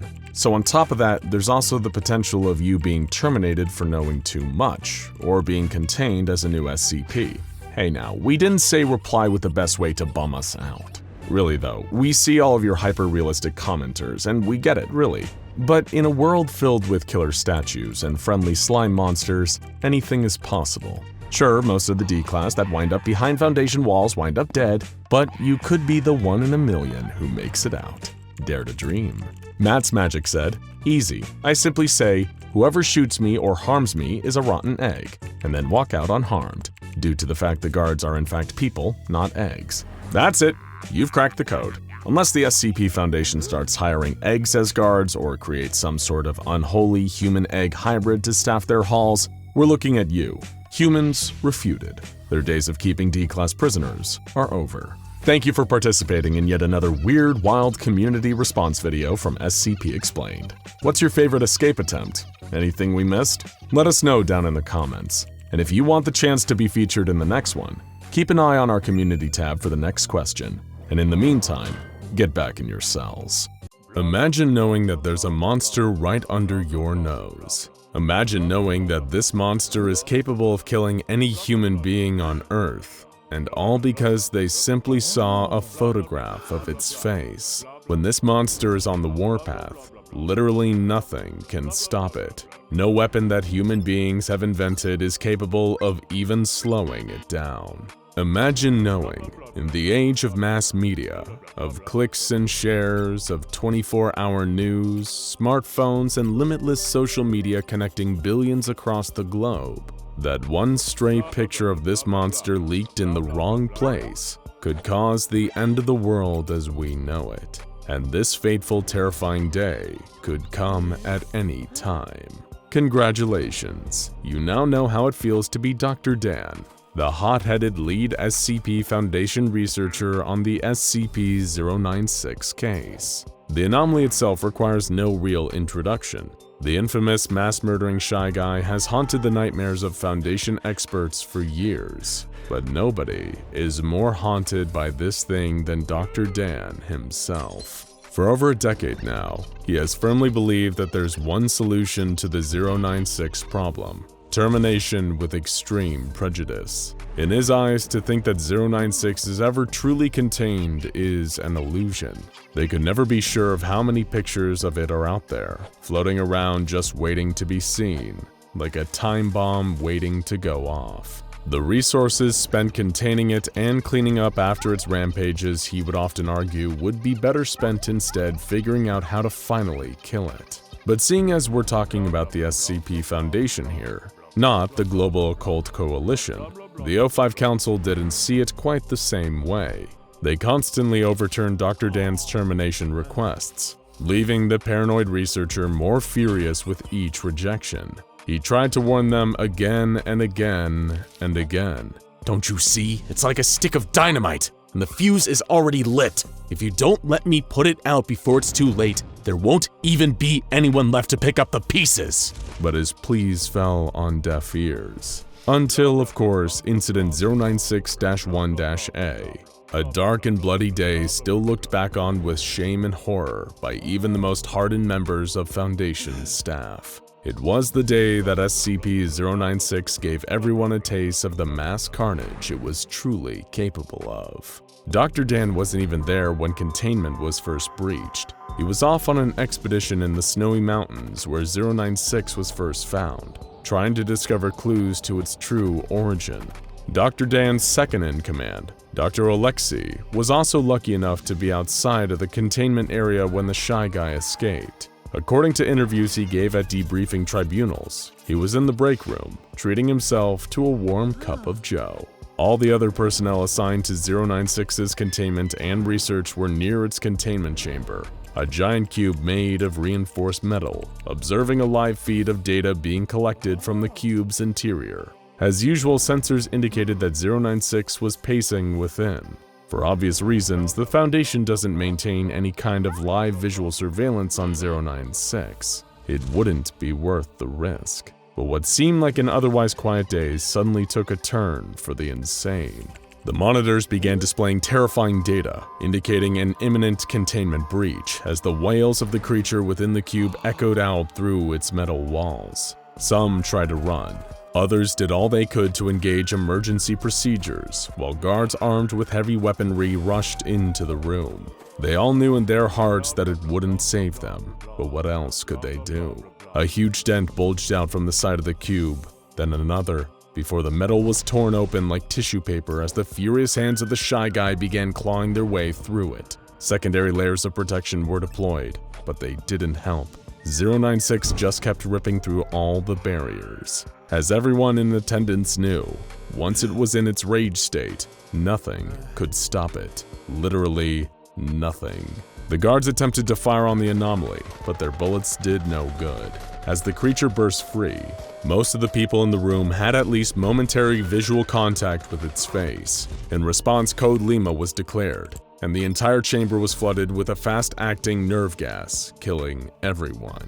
Everyone except for 096 itself, of course. Within 2 minutes, 096 had broken free of the entire containment site and began running through the desert at breakneck speeds towards its distant target. The Foundation needed to act fast and find a way to stop it before it hit a population center where the death toll would skyrocket. Team Echo Romeo were dispatched to pursue the creature in a heavily armed attack helicopter, while MTF Tau-1, a task force specializing in SCP-096 containment and recovery, forged ahead to identify the anomaly's target, designated 096-1, and to move any other civilians out of harm's way. Dr. Dan was alerted of the disastrous situation and offered guidance to both teams from afar. Echo Romeo's chopper pursued 096, barely able to keep up. Dr. Dan recommended attempting to at least slow the creature down with heavy arms fire, even though he knew actually stopping it would be impossible. A member of the team used a modified XM500 anti-material rifle to fire several rounds at the creature, but even the shot that passed directly through its head appeared to have no effect on it. But at least they had a lock on its direction now. 096 always travels in a straight line, directly towards its target, smashing through any obstacles in its way. This means its intended direction is relatively easy to track, and people in the path of its trajectory are even easier to save. But it's a high-pressure job reserved for MTF Tau-1. Tau-1 passed over Echo Romeo and 096 in a series of 8 V-22 Ospreys, hoping beyond hope that they could outrun the creature, since there were several different towns in its direct path. But thanks once again to the one and only Dr. Dan, Echo Romeo and Tau 1 had a secret weapon that neither team had ever possessed before: Scramble. Scramble was an advanced computer program created by Dr. Dan with the help of Dr. Alexei, which was coded into microprocessors for modification into camera feeds and viewing goggles. The program had been fed intricate data concerning every single detail of 096's face, and as the name suggests, when encountering that visual data in real life, it scrambles it beyond recognition. In theory, it would make it far safer for operatives to be around SCP-096 without activating its rage state. In theory. It wasn't long before disaster struck. 096 had made its way onto I-40 and had begun attacking vehicles it encountered, killing the people inside. By this point, it had already outrun the Echo Romeo chopper, rendering them essentially useless. Tau 1 just had to forge ahead along 096's trajectory and try to get as many people out of the danger zone as possible, until 096-1 was located and destroyed by the anomaly. Years of training for an awful day like this had paid off, as the first 3 towns along 096's path were successfully evacuated. The Shy Guy just ran right through all of them, and no lives were lost. The same, however, could not be said for town number 4. As was standard procedure, Tau 1 had everyone in the town gathered up and blindfolded.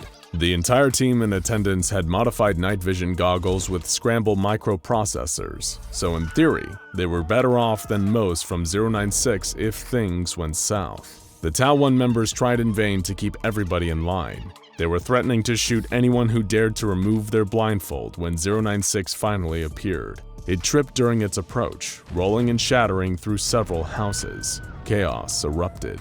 Some people instinctively removed their blindfolds to see what was going on, and panicked members of Tau 1 began firing into the crowd. The screams of the civilians and the bursts of gunfire were all drowned out by the horrific wailing of 096 itself, as it tore through everyone and everything to kill the unfortunate souls who had seen its face. And given how many had removed their blindfolds during the initial pandemonium, SCP-096 had a huge number of the townspeople on its list. 096 located and grabbed the original 096-1, the person that had first glimpsed its face and caused all of this. But in the grand scheme of things, he was just one more body on the pile that day. Though of course we mean this in a purely metaphorical sense. 096 never leaves entire bodies. The Foundation operatives in attendance were able to figure out what had caused all this madness and death. 096-1 had been an amateur mountaineer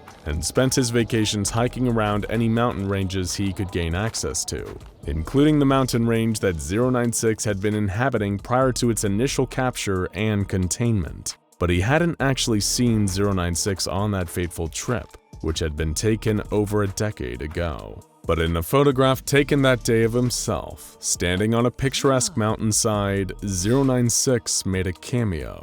It took up all of 4 pixels, a tiny off-white dot against the snow on the back right side of the photograph. This photograph, with all the deadly potency of an atom bomb, had been sitting there for years, waiting.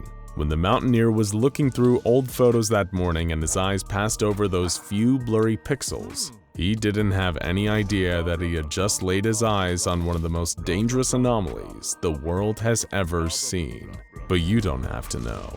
Only 096 does. As Tau 1, led by their commander Major Jack Wilford, tried to retake control of the situation, things got even worse. It turned out Dr. Dan's scramble technology, the one thing that was supposed to have given them an edge in this situation, didn't actually work. As soon as goggle-wearing members of the team laid eyes on 096, it entered its rage state and started massacring them.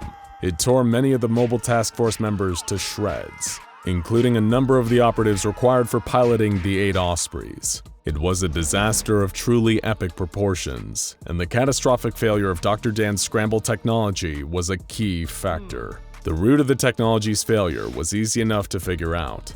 Dr. Dan's scramble microprocessors worked fast, but not fast enough. Fractions of a second glimpses of 096's face managed to get through, and that was more than enough to set 096 off. Echo Romeo and MTF Epsilon arrived shortly afterwards to clean up the mess. It had been a disaster of such magnitude that even a CNN reporter arrived on the scene and started filming before being promptly shut down by Epsilon. It was a member of Echo Romeo that finally slipped the bag over a docile 096's head, preparing it for containment once again, the creature now content that it had eliminated all of the unfortunate souls who had seen its face. He'd found 096 sitting next to a minivan that had its roof ripped off, the young family inside being the last to have seen its face. And things were so awful in the aftermath of the containment breach that the O5 Council changed their tune, finally granting Dr. Dan permission to terminate 096 by any means necessary. It's terrifying to think that all this can unfold because of a couple of poorly timed accidents. But it's probably even more terrifying to consider that it wasn't an accident at all. It seemed awfully convenient that both Dr. Dan and Dr. Alexei were far from danger when all hell broke loose. It was also convenient that, despite the failure of his technology being a major reason why the breach was as deadly as it was, Dr. Dan had still come out of the situation with everything he wanted. The Foundation also found this strange, and the more they looked into it, the more they found details that didn't add up. Alibis began to fall apart. Coincidences didn't seem so coincidental, and eventually a weak link in the chain was identified: Dr. Alexei. Under pressure from the Foundation, Alexei spilled everything. Dr. Dan had essentially orchestrated the entire containment breach, and on top of that, he did everything he could to make it as deadly as possible, all with the purpose of getting the O5 Council to see things his way, and finally give him the permission he needed to devote all of the SCP-096 resources to its termination. But it came at a terrible price to Dr. Dan personally. For his crimes against the Foundation and humanity, he was permitted to try and figure out a way to terminate 096 once and for all. But as payment for his crimes, he himself would also be terminated as soon as his task was complete. Were the lives of all those innocent people, and Dr. Dan himself, worth the price of finally being authorized to terminate SCP-096? When asked why he did all of this, Dr. Dan simply said, "It worked. There was only a matter of time until that happened in a major population center, and its face spread over the world news. I can kill 096, but I've killed myself in the process." While we don't agree with his methods, there's something almost admirable about a person so single-mindedly devoted to their cause. The year was 1994, and all seemed well at Site-19.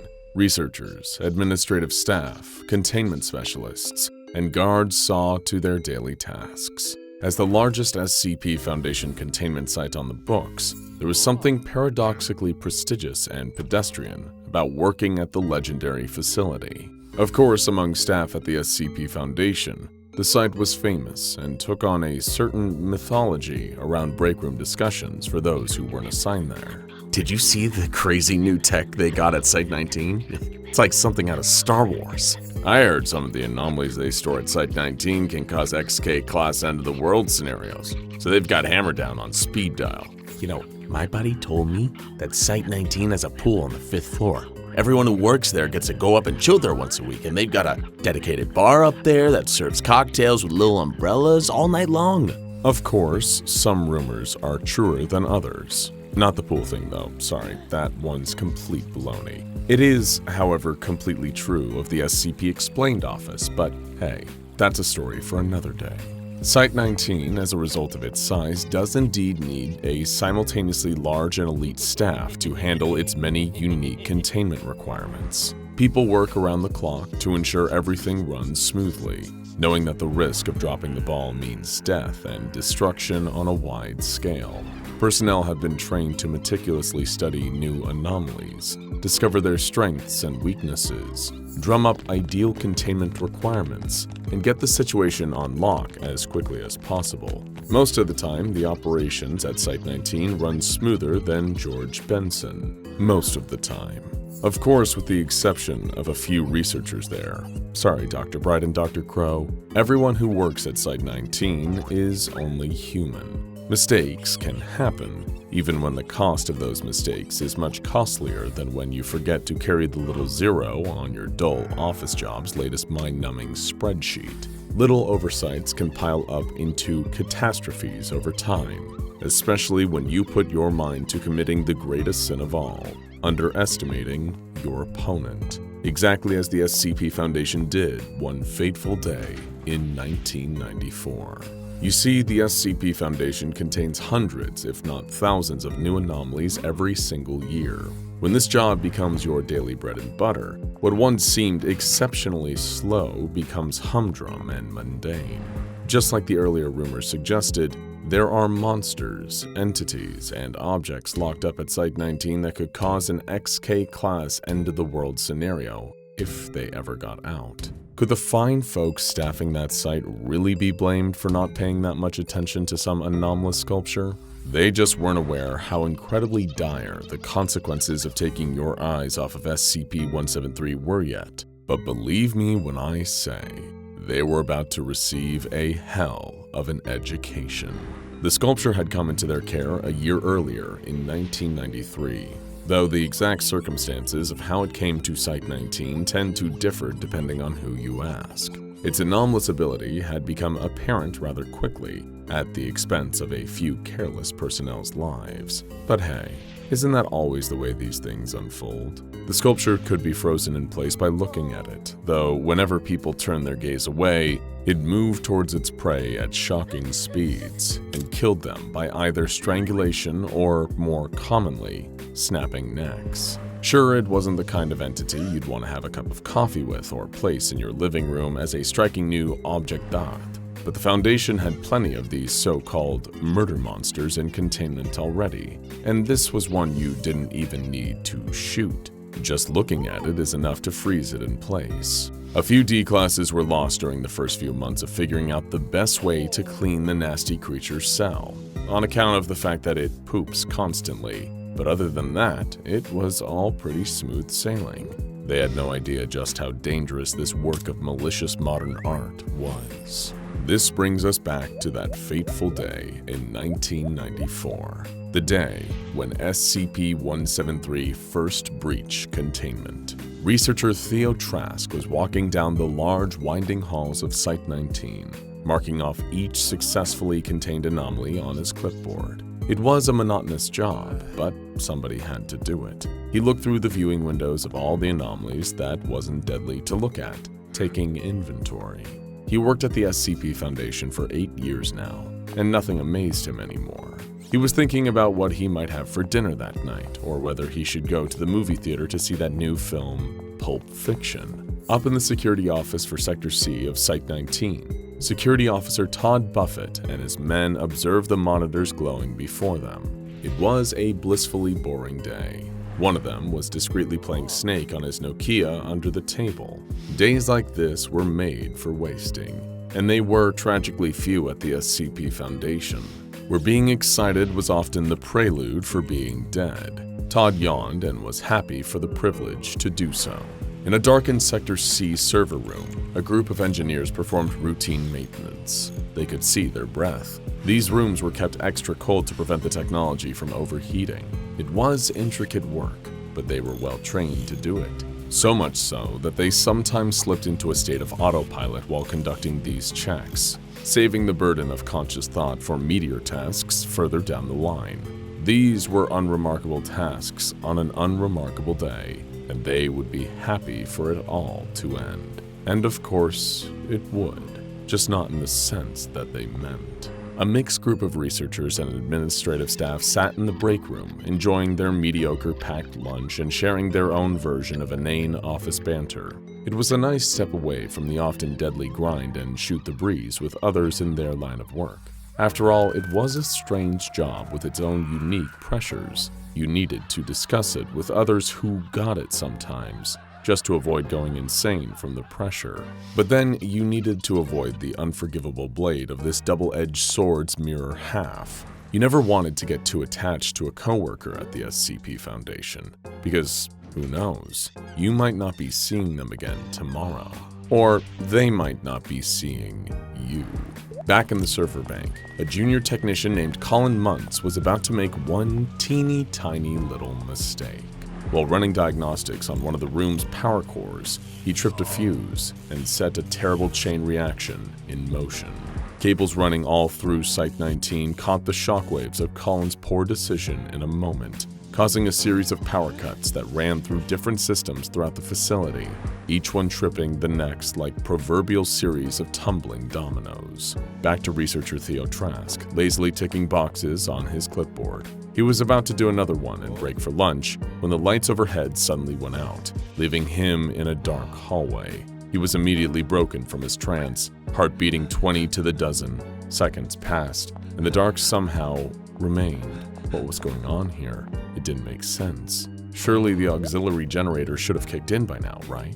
And on any other day, it would have. But unluckily for Theo Trask, this just so happened to be the one day in the last several months that the facility's main backup generator was also experiencing routine maintenance. Sometimes, life just isn't fair. Trask felt his heart leap up into his throat as a door somewhere behind him slowly creaked, open with a torturously long metallic screech. Trask didn't have a gun or even a taser, but he did have a small flashlight attached to his belt. With a draw speed that would rival Clint Eastwood in his prime, the terrified Trask whipped out his flashlight and shone it in the direction of the noise. His beam caught a static figure staring at him without a face. The rigid, soulless body of the sculpture, SCP-173, was standing less than 10 feet away from him.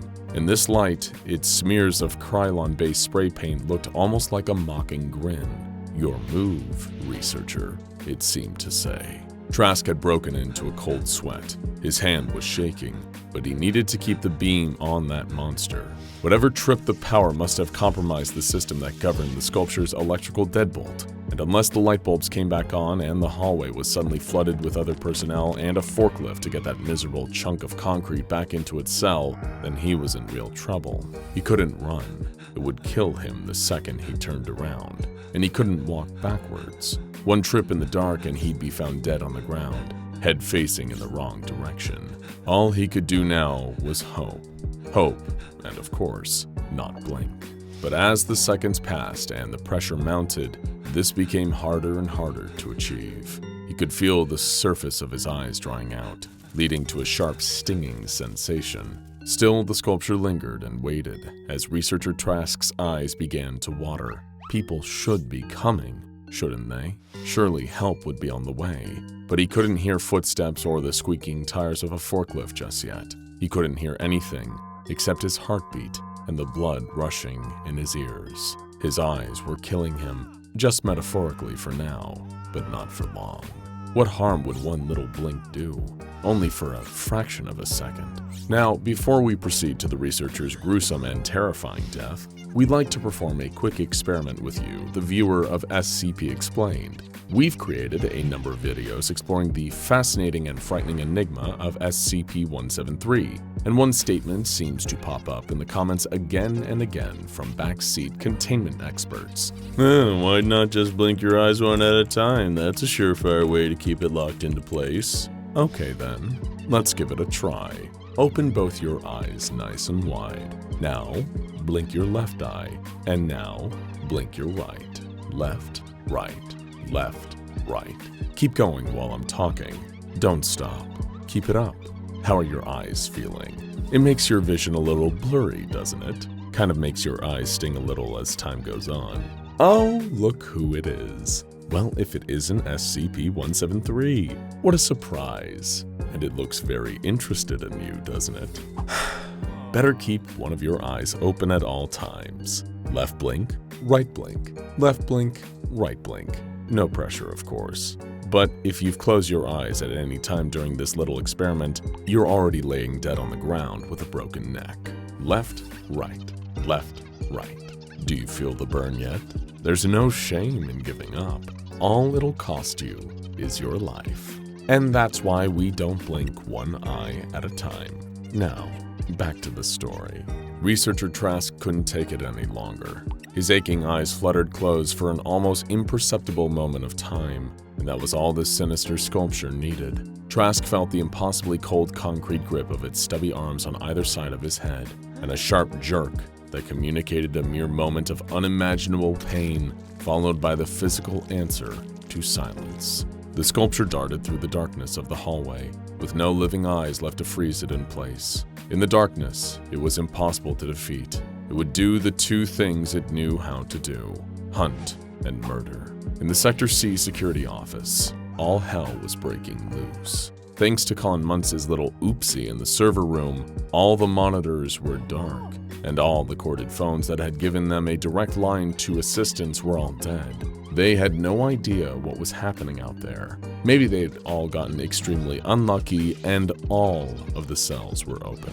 Whatever caused this catastrophic power failure must have also knocked out the alarm system, because they were getting nothing. When the door behind Security Officer Todd Buffett and his men opened, he was profoundly relieved to think that assistance had already arrived. He and his men were a lot less relieved when they began to fall to the ground. Their necks snapped with exquisite efficiency, if you're into that kind of thing. That's because the sculpture had found its way into the security office and gave itself more crunch than you'd get from a family-sized bag of Doritos. But with these new victims now little more than dead meat, it was time to move on. Over in the break room, the collection of research and administration staff who were enjoying pleasant chit-chat not long ago were now hidden away in darkness. It was so bleak in there that they couldn't see the cup of ramen steaming inches away from their faces. In moments like this, the usual advice is to stay calm and wait for the situation to be resolved. After all, if you tried to take anything into your own hands, you might fall over and injure yourself. Normally, this is good advice.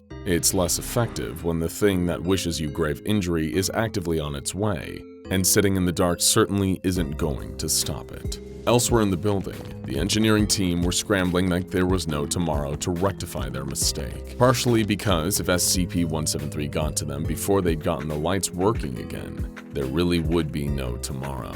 With their mini flashlights, they desperately searched for any way to rectify the issue and get everything turned back on. In a normal company, the biggest concern in a situation like this might be massive, irretrievable data loss. But of course, at the SCP Foundation, the issue is more a massive and irretrievable loss of human life, and also the data too. A few miles south of Site-19, a different kind of cavalry were on its way.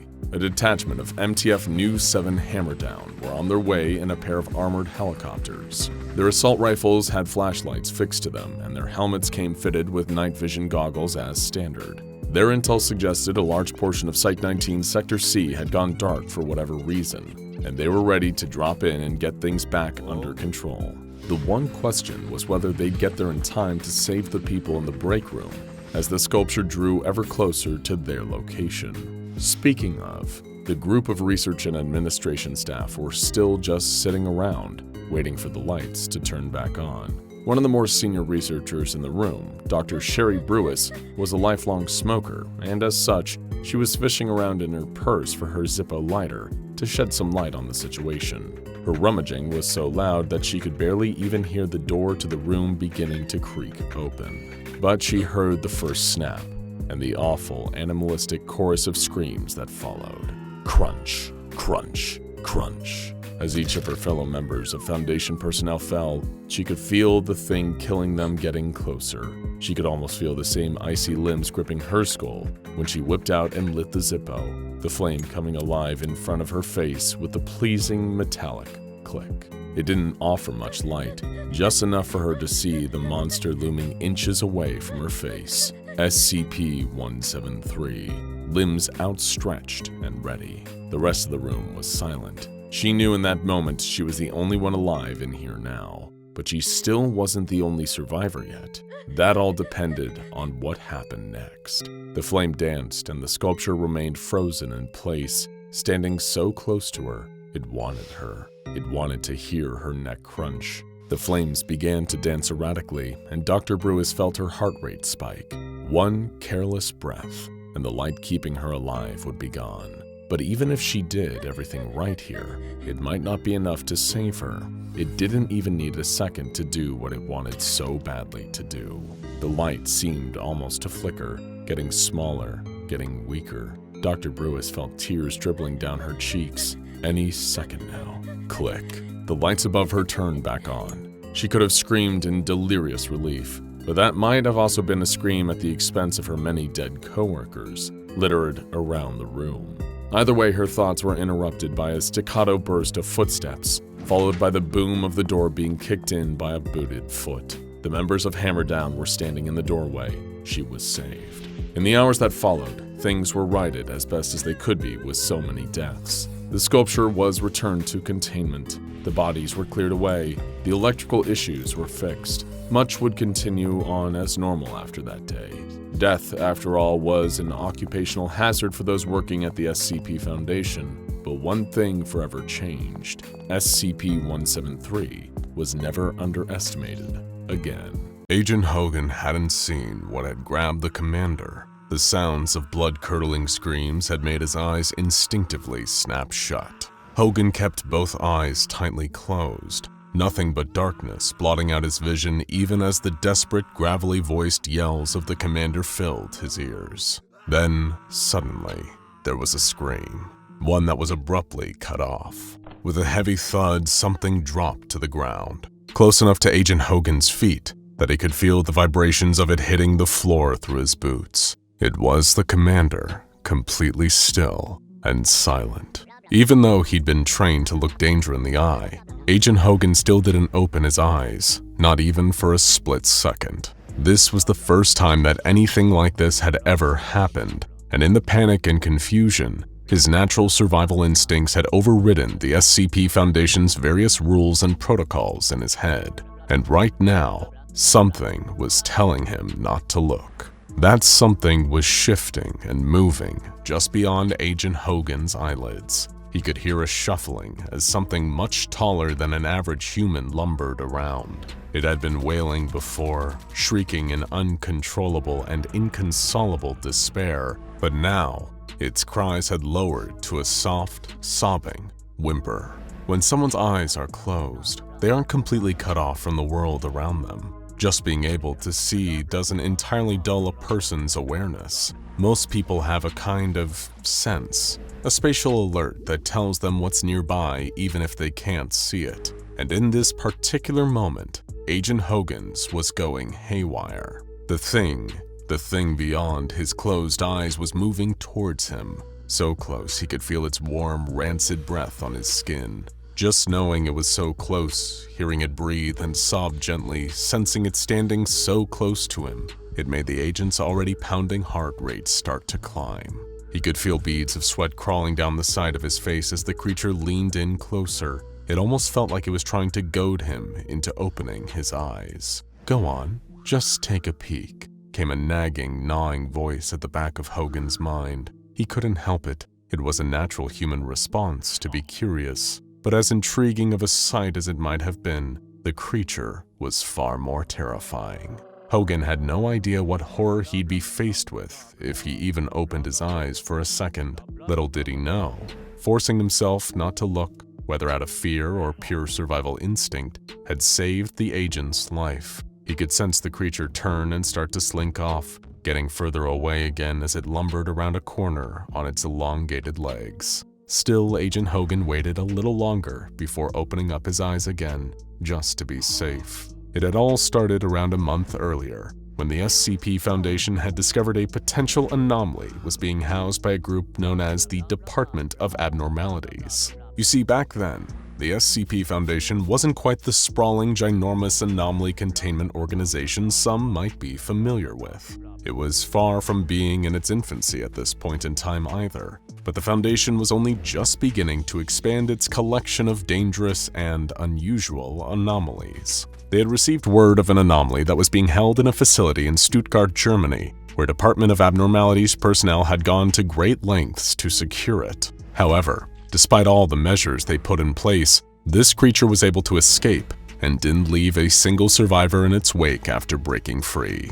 And so, being unfamiliar with this kind of situation, the SCP Foundation had to decide what the best course of action would be. The Foundation dispatched a retrieval team, codenamed Zulu 9A, to the facility that the creature had broken free from. From the location in Stuttgart, Zulu 9A was able to track the anomaly's movements to an undisclosed mountainous region. It was believed that this area was either the creature's natural habitat, where it had initially been captured, or that the mountain at least closely resembled a place that the anomaly would recognize as home. Flying aboard a chopper, the Zulu 9A team assumed they could simply approach the creature and calmly coerce it long enough for them to capture and escort it back to base. It turned out they were very, very wrong. As their chopper landed nearby and the retrieval team closed in on the creature, the captain of Zulu 9A turned to talk to a Foundation doctor that had accompanied the unit. That one serendipitous action might have saved his life, because it meant he wasn't looking at the anomaly. A sudden, intense shriek rang out as the creature started crying,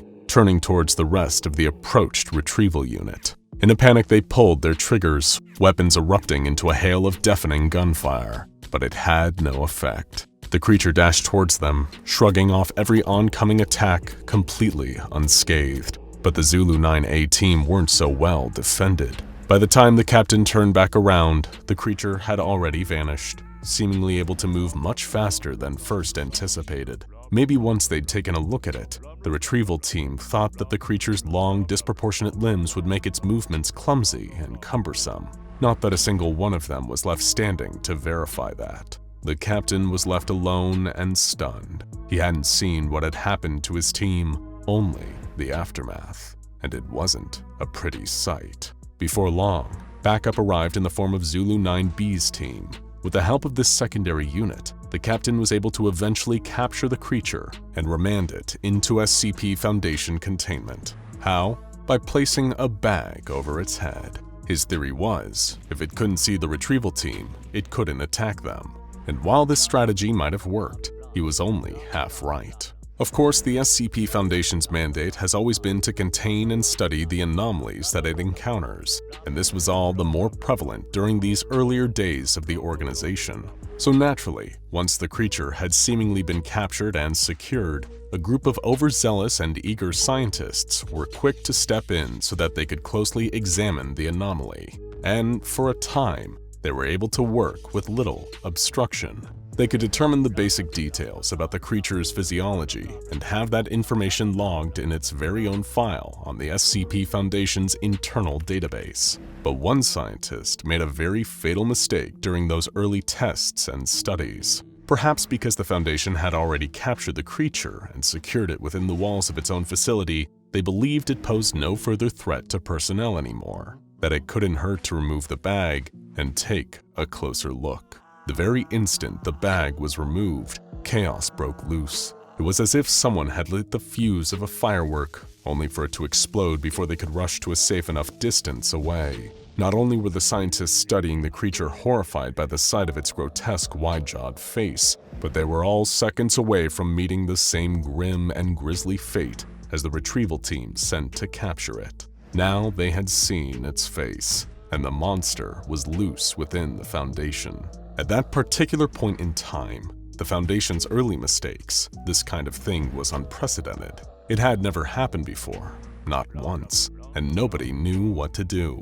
Most of the anomalies they had encountered so far were benign, either harmless oddities, passive and non-hostile creatures or artifacts with a few strange or unexplained properties, but with no real sentience to speak of. But this was a ferocious abomination, intent on causing harm to the Foundation's own staff. So someone needed to act, and do so fast. A handful of armed Foundation agents happened to be on site at the time. Security officers Hendricks, Hogan, and Stevens, as well as Sutton, the surviving captain from the Zulu 9A retrieval team. The second that the creature was seen and began retaliating against those that had seen its face, deafening alarms began to blare.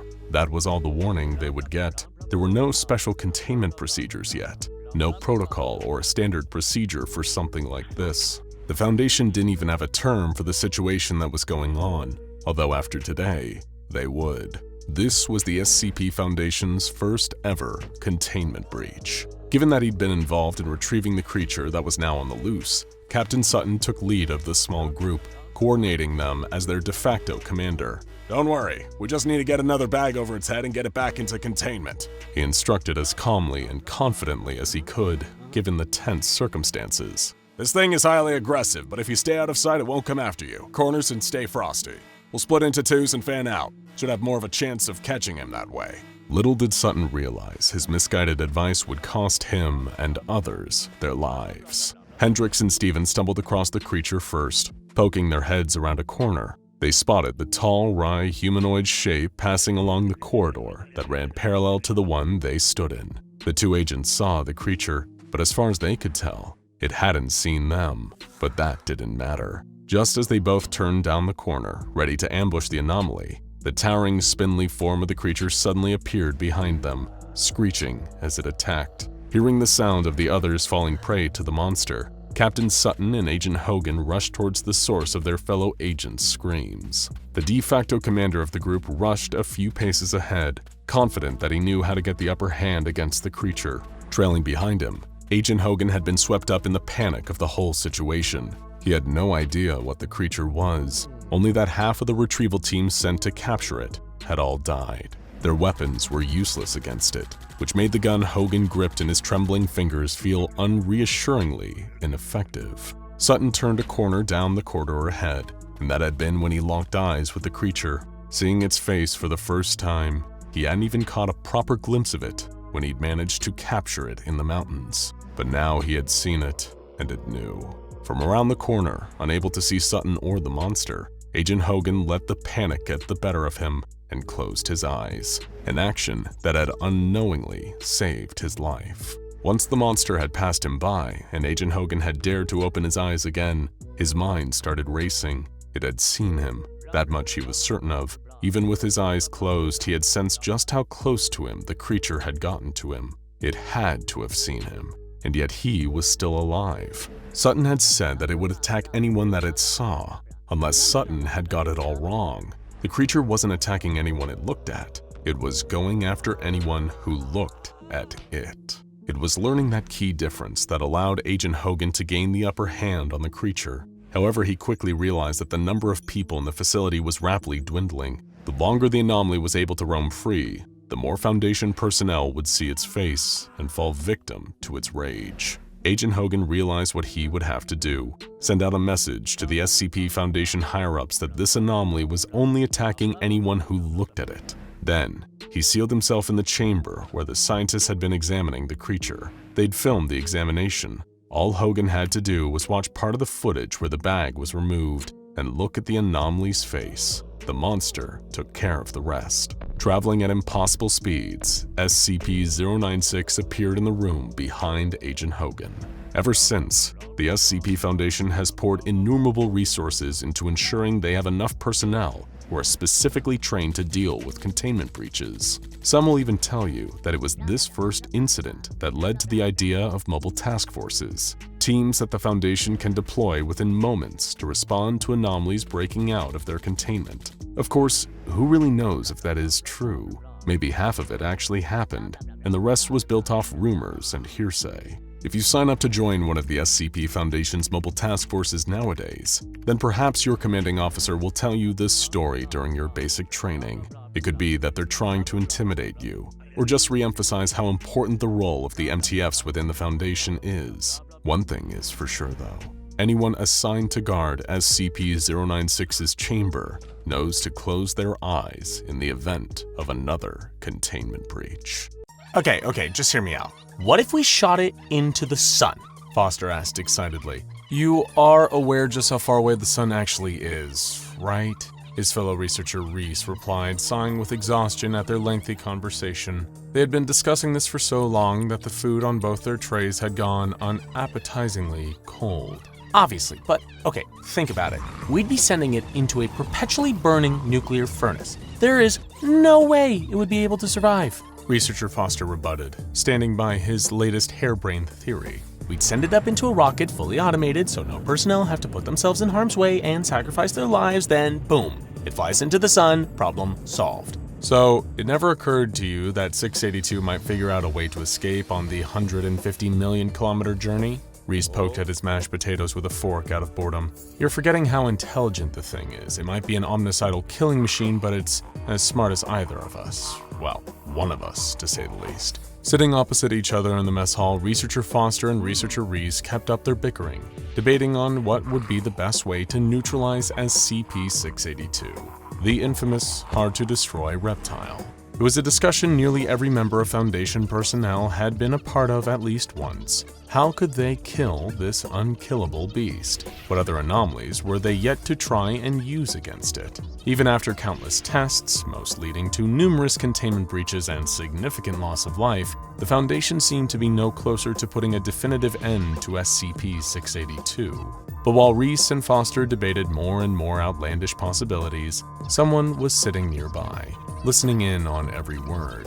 At a table, all by himself in the mess hall, a man in typical Foundation security officer garb was quietly scrawling everything the pair of researchers were saying on a notepad. The photo identification and name tag he wore on his uniform identified him as one Elias Anderson, a long-serving member of the SCP Foundation, with an extensive service record logged in their personal database. Of course, that name and the whole identity were just a cover. The real Officer Elias Anderson was dead, his body being kept on ice, hidden in a morgue within a secure black site. It hadn't taken long for the man now wearing Anderson's uniform and using his name to update the officer's photo with one of his own face in the Foundation's database, keeping his subterfuge so far undetected.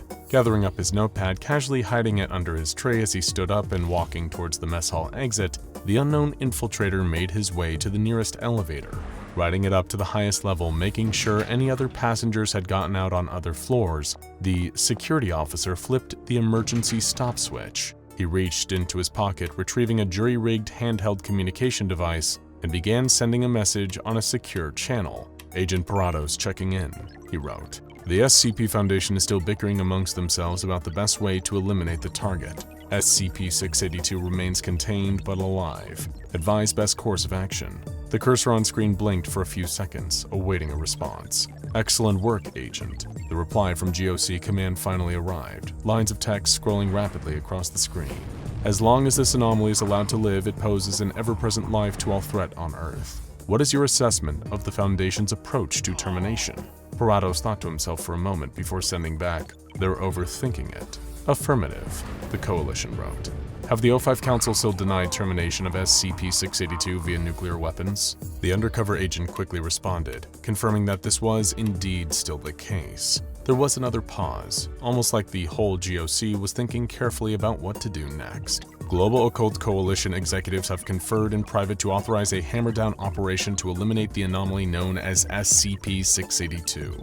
Came the follow-up from Command. An F-22 Raptor fixed with a 60-megaton payload will be launched at 0600, bound for the following coordinates. A map reference quickly followed, the longitude and latitude of a large empty area of the Pacific Ocean. Agent Parados, your new objective is to lure the creature into the open by any means necessary. GOC out. Slipping the communicator back into his pocket, Parados unclicked the elevator's stop switch and pressed one of the numbered floor buttons. He already knew which one would take him back down to 682's containment cell, and what to do when he got there. The commotion was unlike anything Parados had ever seen before. Alarms were blaring so loud that the sound was ringing in his ears. Most of the research staff were fleeing for their lives, while heavily armed Mobile Task Force operatives in tactical gear were moving in formation to support the security personnel. Some had abandoned their posts out of sheer terror, desperately looking for anywhere they could hide in order to stay alive. Under the ear-splitting wail of alerts was a cacophony of chaos, a mix of hailing gunfire from the MTF's weapons, the crumble of walls as the facility around them was being torn apart, and the angered, vicious roars of the rampaging reptile.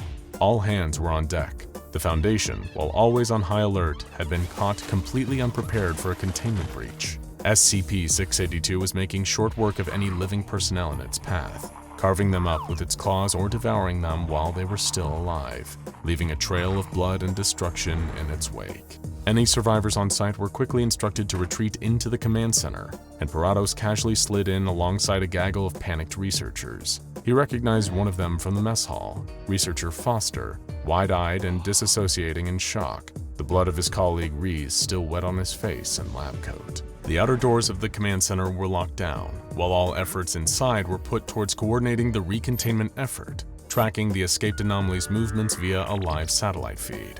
Agent Parados had to think and act fast. The hard-to-destroy reptile was already making its way towards water, where GOC fighter jets would enrage it in order to make the anomaly follow them to the target area.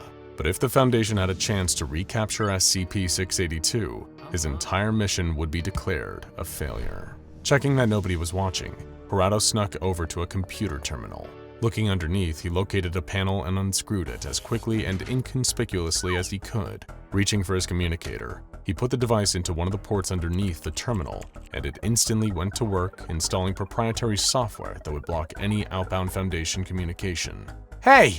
Foster stammered, spotting Parados sabotaging the terminal. Hey, what is he doing? Within moments, the researcher had gained the attention of the surviving security personnel, who rushed over and tackled the saboteur. The officers restrained Parados, one grabbing each of his arms as they held him in place. But it was too late. Communications suddenly went offline, cutting the command center off from the rest of the Foundation. Who are you? One of the security guards yelled over and over again, punching the infiltrator in the gut each time. Who do you work for? Fighting through the pain, Parados had kept his jaw clenched so tightly that he could feel his teeth grinding together like they were about to crack. We still have access to all saved internal data. One of the Foundation technicians, a man named Baxter, chimed in after examining the computer terminal. According to this security footage, he's the one who sprung 682. Do we still have no comms? Foster asked timidly, still trying to wipe Reese's blood off of his coat. Negative, the technician answered. Whatever this device is, it's deactivated every way we have to transmit. We can still receive, though.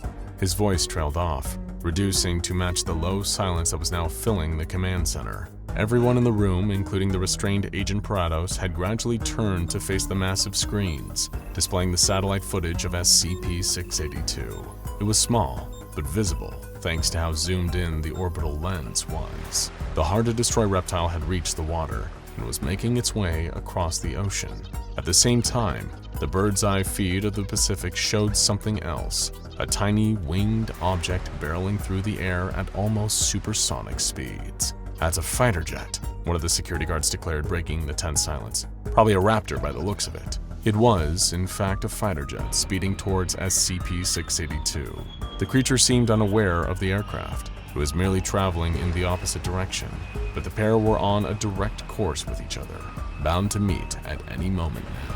Something ejected from the F-22 that exact moment it passed over the hard-to-destroy reptile, followed almost instantly by a bright flash of light. A huge explosion engulfed the area of the ocean where the creature had been, a ball of radioactive fire in the middle of the water. The Foundation personnel in the command center watched in horror at the nuclear detonation, holding their breath, dreading what they would see when the mushroom cloud dissipated. He's with the Coalition, the nearest security guard realized, referring to Parados. It was well known amongst the staff that the SCP Foundation maintained a somewhat fragile alliance with the global occult coalition. While they had historically worked together when their goals aligned, the GOC were more intent on destroying anomalies wholesale, wiping them from existence in order to protect the United Nations and peoples of the world.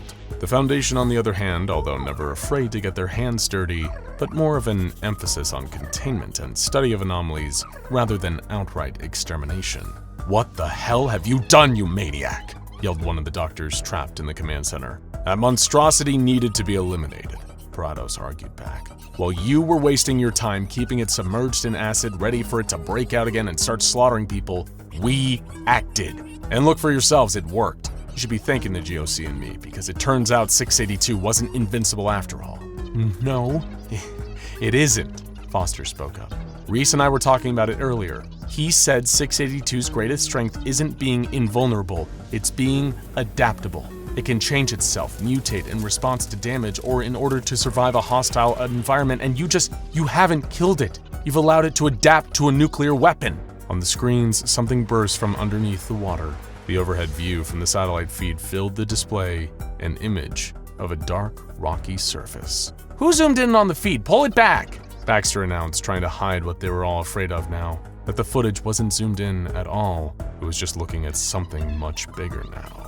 As the camera zoomed out, increasing its field of view, what looked like a dark surface on screen now looked to be a huge mass of scales. The satellite feed pulled further back, revealing the full extent of what was now standing in the Pacific Ocean. It was SCP-682, not only still alive, but much, much bigger than before. The creature had adapted to the intense heat of the nuclear payload that had been dropped on it, soaking up the bomb's radiation and using it as a way to increase its body mass several million times over. It looks like we have, Baxter said, dumbfounded, eyes widen in horror. Kaiju on our hands. Parado stared up at the screen, looking at the monstrous reptile now so much bigger than before. Even from the satellite's current overhead angle, SCP-682 looked like it could now tower over most buildings, save for maybe occasionally tall skyscrapers. What's more, the creature was now thrashing and roaring in the ocean, entering an enraged state now infinitely more devastating thanks to its newfound size. And it was all Parados' fault. Hey! Foster yelled at the restrained GOC operative. We need to get the word out, and the rest of the facility is still on lockdown. Whatever you did to disable communications, reverse it. What good would that do? Parados asked in a blind panic. Look at the size of that abomination now. It'll wipe us all out. Oh God, what have I done?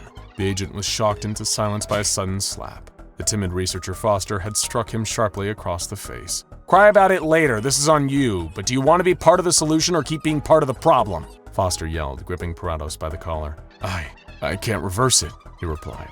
I blocked all outbound Foundation transmissions. My comm device is the only thing that wasn't affected. Good enough, Foster said, holding a handout to Baxter, who passed him the confiscated GOC tech. Then you're going to contact the Coalition for us.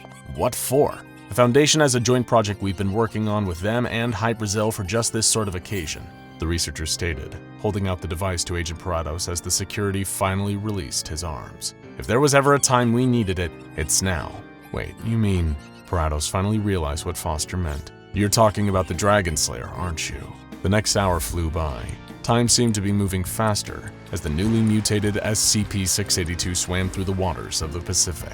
It was traveling in the northwest direction, the collection of Foundation personnel still locked in the command center having projected that it was heading for the nearest landmass, which meant it would reach Hawaii at any moment. Throughout the entire time, Foster, Parados, and Baxter were sending urgent communiques to the Global Occult Coalition, trying to get them to cooperate and engage in contact with the wider SCP Foundation beyond the facility they were currently stuck in. Not one of them knew which was harder, trying to kill an unkillable lizard that had absorbed a nuclear blast, or trying to force the GOC and Foundation to work together without arguing over whose fault this whole mess was. All the while, the towering monstrous reptilian form of SCP-682 was getting closer and closer to its destination.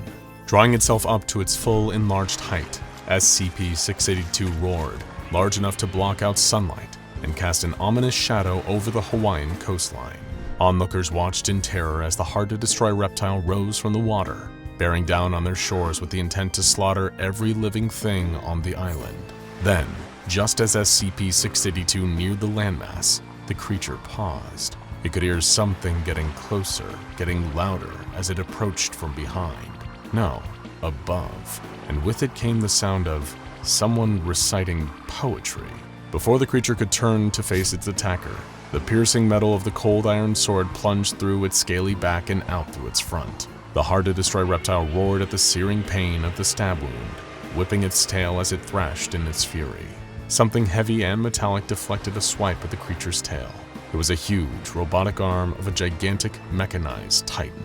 It was SCP-5514, the Dragon Slayer. Controlled by its skilled pilots with a swift, fluid motion, SCP-5514 delivered a brutal backhanded strike to the reptile's snout, staggering the beast while also withdrawing its mighty cold iron sword at the same time. SCP-682 growled in discontent. Even its infamously adaptable healing abilities were halted by a wound from the Dragon Slayer's blade. Watched by the innocent civilians on the island and the Foundation through their satellite above, the kaiju-killing mech assumed a battle-ready stance as the hard-to-destroy reptile reeled back to roar. The moment it opened its sharp-toothed jaws, a fiery atomic blast came spewing forth from SCP-682. It had adapted not only to withstand the nuclear weapon the GOC had used on it, but also developed the ability to unleash a burst of radioactive fire. Within the Dragon Slayer, the pilots braced for impact as the blast struck the outer armor of the mech. Thankfully, through the conceptual engineering used when building it, SCP-5514 was welded to the Earth itself, as well as the very concept of humanity's resilience. That gave it just enough protection against the onslaught of SCP-682's newfound ability. Holding up one arm to defend itself, the Dragon Slayer reached upwards for its rounded, recoiling plasma, the disc it wore as a hat with its free hand. With a spin, it flung the razor-edged weapon at SCP-682 like a frisbee. It collided with the hard-to-destroy reptile, still unleashing its nuclear fire breath, and staggered the crocodilian creature for just a moment, causing its blast to stop. SCP-5514's pilots commanded the mech to charge forward, as the rounded, recoiling plasma disc spun back through the air and returned to the Dragon Slayer's hand thanks to its built-in electromagnets. Within the robotic vehicle, the 1,000-word arrows were still loudly reciting their poetry. The mech's strangest weapon was a group of 7 people who would rhyme and chant about the death and defeat of the large-scale monsters SCP-5514 was designed to fight. Their voices were being blared out of the Dragon Slayer at loud enough volume to enrage SCP-682 further. It roared again, and then started rushing towards its adversary, the pair of colossal combatants seemingly charging into a head-on collision. As it placed one mechanical foot before the other, huge splashes erupting as its feet impacted the surface of the ocean, the Dragon Slayer opened fire. The Beowulf Sigurd railgun mounted on its shoulder began launching electromagnetic energy bolts at SCP-682. The weapon used anomalously altered gravity to blast its targets. With each hit, the energy projectile seared through the outer scales of the hard-to-destroy reptile, while making the towering creature dramatically heavier. Each projectile impacted at super-terminal velocities, making SCP-682's already enlarged body feel heavier and slower with every hit. Each step it took seemed to sink deeper under the ocean, waves lapping at the reptile's damaged scales, sea salt washing over its gaping wounds. By the time it was about to clash with the Dragon Slayer, the hard-to-destroy reptile felt such huge forces of additional weight acting on it that its whole body was being pushed further and further below sea level, feet sinking heavily into the seafloor below. Still standing upright, SCP-5514 raised its cold iron sword and brought it down in one fell swoop, cleaving the creature's head from its shoulders before wasting no time slicing up what was left of its nuclear-enlarged body. Before long, an area of the Pacific Ocean was red with SCP-682's blood. Victorious for now, the Dragon Slayer began gathering up the remains of the hard-to-destroy reptile before it had a chance to reform its body. From the command center, the Foundation personnel cheered and whooped excitedly. Even Agent Parados found himself overwhelmed with relief. Although he'd been sent with the intention of assisting them in killing the hard-to-destroy reptile, the mission that the GOC had sent him on had only made the creature more of a threat. For now, at least, it was defeated, although Parados' celebration of the fact was cut short when one of the Foundation doctors tapped him on the shoulder. "Excuse me, GOC Agent Parados, isn't it?" the man asked. "My name's Dr. Bright, and this here's my associate, Dr. Clef. We'd like to have a word with you about the, incident you just caused." A very strange anomaly sits in a humanoid containment cell in the minimum security wing of Site-17. He walks, talks, and looks like a man, but everything else is convoluted in a question mark. This is SCP-343, who, like his namesake, God, is likely to cause arguments whenever he's brought up. Is he the creator of all that exists, the basis for the Abrahamic faiths, or is he a pretender, a reality warper with immense power and predilection towards delusion, a courtesian of the house of Maladrog, Matthew, Methuselah, Yahweh? Who knows? Really, it depends on who you ask, and which stories you choose to believe. And few people enjoy a good story more than SCP-343 himself. If one day you take the time to visit him in his room and ask him to reveal a page in the long book of his personal history, he might be kind enough to tell you a story. A story like this, of an encounter with something monstrous that few others could hope to survive meeting face to face. Rewind a few thousand years. Nobody knows how many exactly. God, as he chooses to dub himself, walked across the cracked ground on worn sandals. It'd been some time since he'd seen an animal around here, and even longer since he'd seen a human being. Not that this bothered him. He'd never been bothered by his own company on a long walk like this. Of course, he could have sped up time or teleported, but where was the fun in that? He was a tourist in the world of sensation, of experience, of flesh, bone, dirt, blood, and sand. After all, where's the fun in creating a whole universe if you can't drop in now and then to visit and do as the Romans do? Not that the Romans would be around for another few thousand years. Even Atlas must occasionally shift the weight of the globe from his shoulders for a jaunt around the cosmic neighborhood, and whatever passes for fresh air in the vacuum. God whistled a tune to himself. It was a craggy, mountainous region he'd found himself in. The distant peaks had frosted caps, a breathtaking place where many truly had their breaths taken away. How humans will so happily risk their lives to do something extraordinary. It never ceased to amaze him. His stomach rumbled. Oh, how he enjoyed that sensation. One of the funny little quirks of this human form that he weaved for himself. It was no reason to be concerned, if memory served, from his last trip through the area a few decades before. There was a friendly village not far from here. They had always accepted him as a genial stranger, having no knowledge of his true power. God had always believed that a person's goodness is defined by how they treat those from whom they had nothing to gain. So it caused him great concern as he approached the village and saw great plumes of smoke rising into the sky. He was so shocked by this that he could decide to break his rule about walking as a man, in case there was still some way he could help. With a snap of his fingers, he disappeared and reappeared in the center of the village's town square. Total devastation. Huts and houses had been torn asunder. Broken weapons lay on the ground. Some places were on fire, others smeared with streaks of blood, like some terrible battle had occurred here. But something was wrong. No bodies, not one, from defender or assailant. How could a thriving village be so thoroughly destroyed and not leave a single corpse? It was an act so bizarre and depraved that it left even God puzzling. That was another downside of his human form. Here on Earth, he didn't have access to true omniscience. How could a mere human mind, bound by the constraints of linear time, ever truly comprehend the total of existence? Even attempting to do that here would melt the brain of his human body in its skull and leave it dribbling out of his nose and ears. Instead, he chose to walk around the ruins of the village and investigate firsthand. Arrows and broken spears and swords littered the ground. Some buildings were demolished, but there were no tracks or stray projectiles that could suggest the presence of siege weapons. No, these buildings looked like they were ripped apart. Some even still had claw marks. What terrible beast could have set upon this town and done this? Then he heard a voice, quiet and pleading, beneath some nearby rubble. A survivor. He rushed over to the pile and evaporated it with a thought. Underneath, a feeble old man, covered in stone dust, was quivering. God helped him up and guided him into one of the few remaining huts still standing in the village. They both took seats. God held up two hands, cradling empty space. 2 cups suddenly occupied that space, both filled with warm, healing tea. He passed the old man one of the cups while sipping from his own.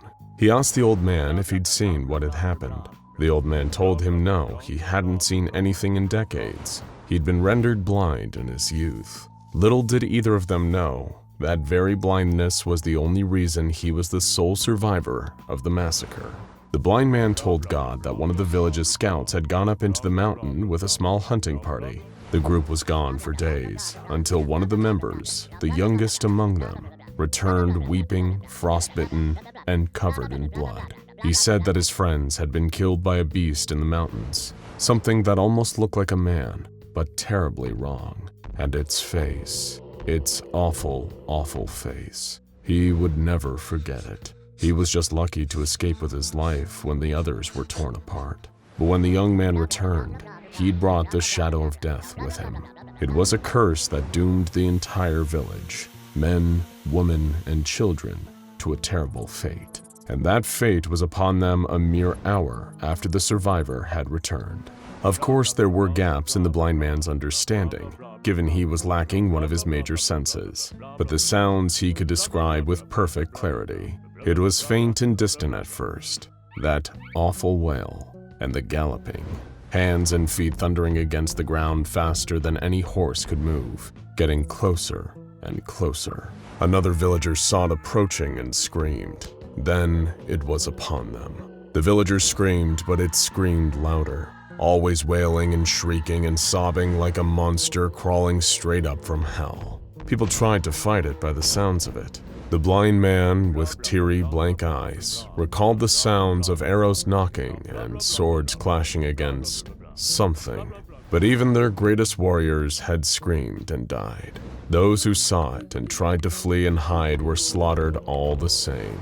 Soon enough, there were only two sounds left in the village: the monster and the blind man, both weeping. He didn't understand why it never took him. It wasn't fair. It took everything else. To leave him here alive when everyone and everything he'd ever known was destroyed was a greater punishment than even death. After killing all of these innocents, the monster had simply wandered off to the mountains again, the sound of its quiet sobs getting smaller and smaller until it was gone altogether. God comforted the blind man as he wept for the loss of all his loved ones. He told the blind man that he would venture up to the mountains himself and confront the creature on its own territory, and at the very least, find out why it had done this terrible thing. But first, he must relocate the blind man to a safer place. He placed a hand on the blind man's shoulder and he vanished. He would appear in another friendly village, miles away. God sent a silent message into the minds of every villager. Take good care of this man. He has undergone horrors you can't even imagine. Your kindness will be rewarded later. For that, you have my promise. God sighed and turned his tired eyes to the distant mountains. A monster lurked up there, perhaps one of his own creations, or maybe a corruption of one of his creations. Either way, whatever existed without his knowledge existed without his consent, and he intended to know of the beast in the mountains. Though given what he'd seen already, he didn't expect to receive a warm welcome from this murderous demon. Miles away up in the mountains, the creature licked the blood from its cracked lips. It looked like it might have once been a human being or something that aspired to humanity or mocked it with its very existence. It was a huge, gangling beast, skin alabaster, eyes empty and soulless, dribbling rivulets of burning tears down a hideous, gaunt face. It crawled into the frozen mouth of a cave with great icicle fangs, wheezing and weeping. All it ever wanted was to be alone. Why did they have to keep interfering? Didn't they know what happened? All the terrible things they made it do. The creature curled its long, gangly body into the fetal position, scratching great ruts into the sides of its bald cranium with long, sharp fingers. Terrible things. Terrible, terrible things. And then there was a brilliant flash just a few feet away. The monster was surprised. It turned to see a figure silhouetted in the mouth of the cave. He wore sandals and thin robes. His eyes glowed with a kind of power that the monster didn't recognize. This stranger stared at the monster without an ounce of fear in his heart. He stared right into its eyes, unwavering. No, no, no, no, no, no!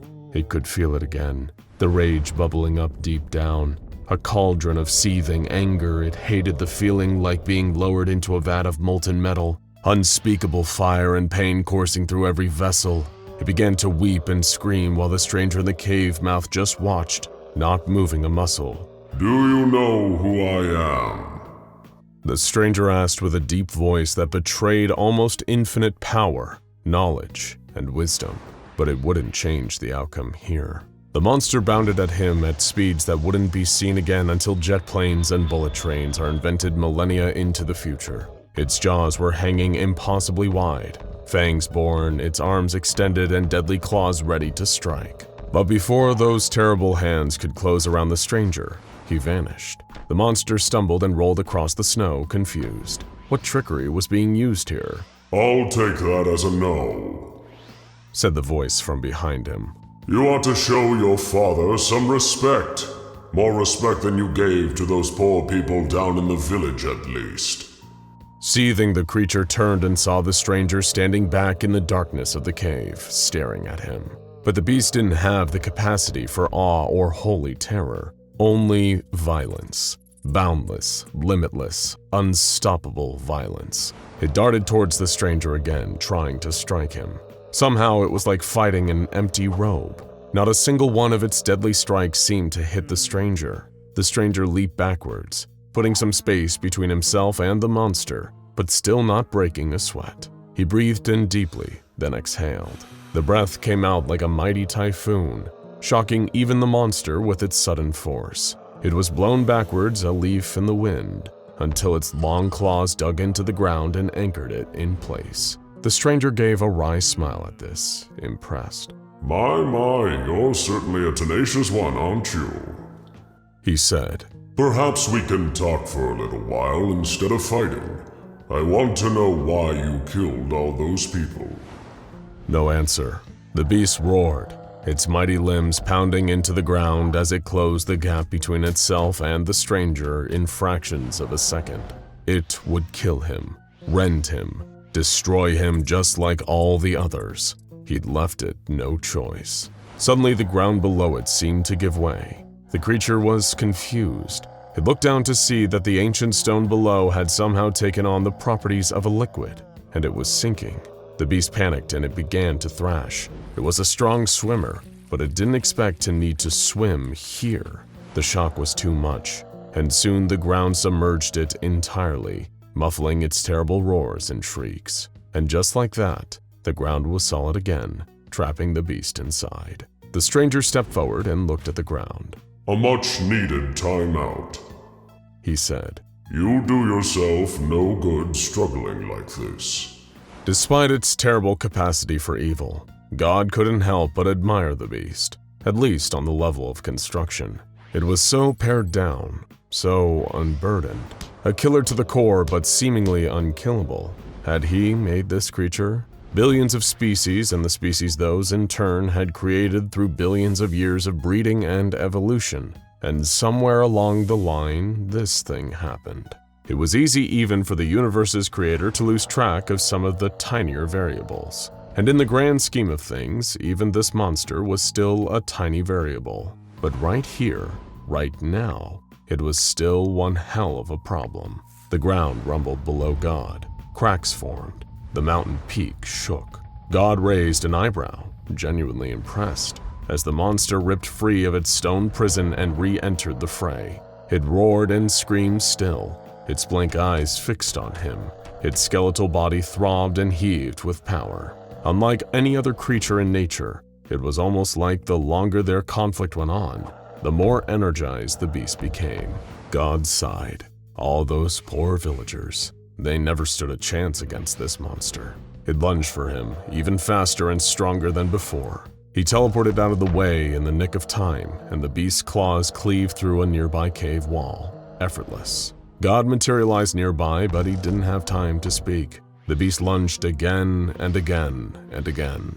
Every time he reappeared, the beast went for him with impossible speed. Deciding to widen the playing field, God teleported to the top of the mountain. The creature, somehow sensing his presence, vaulted upwards and tunneled through the roof of the cave, bursting out of the ground in front of God, who was floating just slightly off the ground. It would be wise of you to stop, God carefully intoned. All this time, I've been going easy on you. You don't want to find out what the wrath of God looks like. Storm clouds were gathering above. Mighty thunder roared across the sky. The beast was undeterred. It roared and galloped towards God, and God, in turn, called down a response. A volley of lightning, the likes of which the world has never seen before or since, struck down on the charging monster. The sudden white flash could sting the eyes from miles away.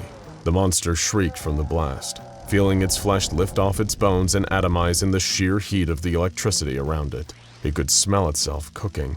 The lightning blast only lasted for a few seconds, but for the beast, it felt like eternity. When the onslaught stopped, the air was still heavy with electrical potential. God stared down at the black scorch mark on the side of the mountain where the creature had been standing. All the snow within a mile had been evaporated by the blast. It was a raw display of the power of nature that would make even Zeus tremble in his sandals. And yet, there was still movement.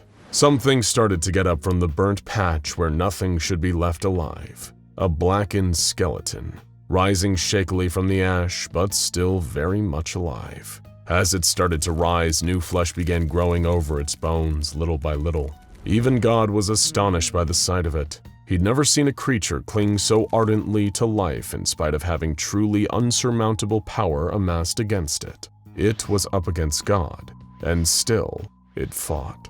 The monster tottered on its freakishly long limbs, still disoriented, unusually staggered for a creature driven by such single-minded violent purpose. When enough of its face grew back to do so, it began to weep and sob again, tears streaking down its terrible face. Looking at this creature after all of this, God couldn't help but feel a new emotion, pity. He lowered himself to the ground and approached the creature, like none had ever done before. He gathered it up into his arms and he held it, feeling its heaving, wretched sobs against him. The beast was in so much pain, he could feel it, radiating from within. Speak, my son, God said in a soft, fatherly voice. And for the first and only time, the monster spoke. Can look, can see, make me hurt people. Don't want hurt people. Can look, please. That was all it managed to choke out before devolving back into unintelligible babble. But it was enough. Enough for God to understand its pain. He did not know if it would be right to change the monster's nature. Is it ever right to truly change anyone's nature? But it was within his almost limitless power to grant it one reprieve from pain. He settled the beast in the snow below him. It was quiet and still. And God said unto the beast, Rest now, child. Rest for thousands of years if you must. I hope only that when you eventually awaken, you feel differently. And so another story from the catalog of SCP-343. Of course, it leaves us with certain questions, chief among them being, is it true? Did 343 and 096 have this chance encounter long ago? Or is this just another tall tale from an anomaly who fancies himself a deity? We have our truth, and you have yours. Let us know what you believe down below in the comments. This video is about two things. The first is SCP-096, also known as the Shy Guy, a horrific monster who murders anyone and anything unfortunate enough to look at its face, directly or through photos or videos. The second is you, because we asked you for your favorite questions, theories, and hypothetical situations involving 096. We even asked if you thought someone would be safe from 096 on the moon, and you delivered. If you haven't watched our first video on the infamous Shy Guy, we recommend checking that out first, but feel free to stick around even if you haven't. First of all, let's take a look at the questions you had about the SCP Foundation's most dangerous introvert and see if we can't find some answers. How close would you have to be to trigger it? Like if it was 5 kilometers away, would it still count? The short answer is that 096's homicidal rage can be triggered from pretty much any distance. We'll get into some of the potentially crazy extents of this later on, but if you see the Shy Guy's face while you're sharing a dimension with him, you're in serious trouble. People who viewed the creature's face in different countries or even miles underwater have met gruesome ends. 5 kilometers would definitely not keep you safe. What were his origins and how strong is he compared to SCP-682? The origins of SCP-096 are still shrouded in mystery. All we know for sure is that he was discovered by the Foundation in a snowy mountainous region. As for physical durability, he's about even with 682 as both survived their encounter. We know 682 has the psychological advantage though, as 096 has been terrified of the lizard ever since they met in cross-testing. However, you could argue that 096 is technically more dangerous, since unlike 682, 096 has never been pacified before killing its intended target while on a rampage. If he goes into an unstoppable attack mode when someone sees his face, shouldn't you not show his face in the thumbnail? Thankfully, according to the official documents, artistic representations like paintings or digitally drawn YouTube thumbnails have no effect. Only actual photographs or videos of the creature can be deadly, so you're safe. Unless we decide to do a 096 face reveal to celebrate our next 100,000 subscribers, of course. This leads us to our next question. If it attacks you when you look at it, then how did the scientist draw the picture of the thing without looking at it? That's a good question, and also one that occurred to the Foundation's scientists who came up with an extremely elaborate solution. They put a D-class tattoo artist inside a diving bell miles underwater and had him unseal a photograph of the creature before drawing a copy. This copy was then released from the diving bell in a sealed container before 096 inevitably got to the poor D-class. Does the Shy Guy have to be viewed through a good quality image to enter a rage state? Unfortunately, no. Even the most poorly rendered or minuscule image of 096's face is a death sentence. One of the most infamous incidents resulted from a man seeing a small dot that was only a few pixels wide in a photo from an old ski trip. The dot was 096, taken from a mile away. No true image of 096 is safe, regardless of size. In some canons, despite 096 being referred to as indestructible, the Foundation managed to terminate it after many attempts and even more bureaucracy. How did they do it? While a lot of 096's body has been blown away by conventional arms fire, its hyper-tough skeleton is what has given it such an indestructible reputation. In one tale, though, Foundation researchers actually used this to their advantage and employed the use of the neck-snapping killer sculpture SCP-173. After using 173 to damage 096's bones, powerful acid was injected into the skeleton, destroying it from within. Though of course this isn't the official ending of the 096 story, because the SCP Foundation doesn't have a single unifying canon. That's enough questions. Now it's time for you to school us. Let's look at some of your favorite theories about the Shy Guy, starting with... I sometimes like to imagine that 096 is nice, but he can't control when someone sees him, and after he kills the person, he starts to cry because he didn't want to kill them. There is actually some evidence to suggest that SCP-096 might not want to kill. A great example of this is its cross-test with SCP-978, a camera which reveals the deepest desires of whoever or whatever is in its photos. The photo it took of 096 showed that it had completely disappeared from the photo, showing its deepest desire was to just be invisible and unseen. Maybe it wants to disappear because it doesn't want to hurt anybody. Regarding the moon question, I think SCP-096 would probably stay in that hostile state until you came back, at which point it would promptly rip you to shreds and do whatever it does to your mutilated corpse. Based on what we know about prior 096 incidents, this feels incredibly likely. It's also possible that it might enter its docile state before becoming aggressive again when you return to its murder range. You really don't want to find out either way. He can just jump to the moon easy. He does squats in containment all the time.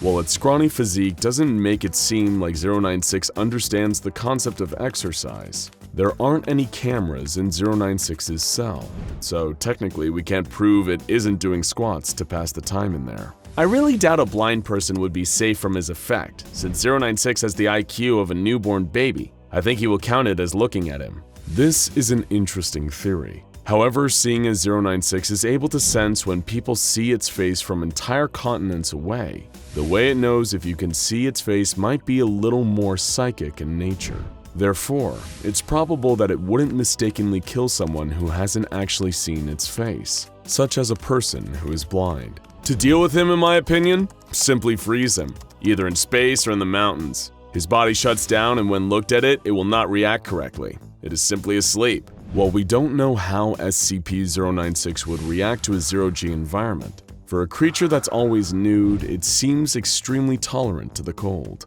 When it was first found, it was lurking in icy mountains, and a Foundation agent commented on the fact it wasn't even shivering, despite the incredibly low temperatures. But who knows if there's a temperature out there that's too low even for the Shy Guy?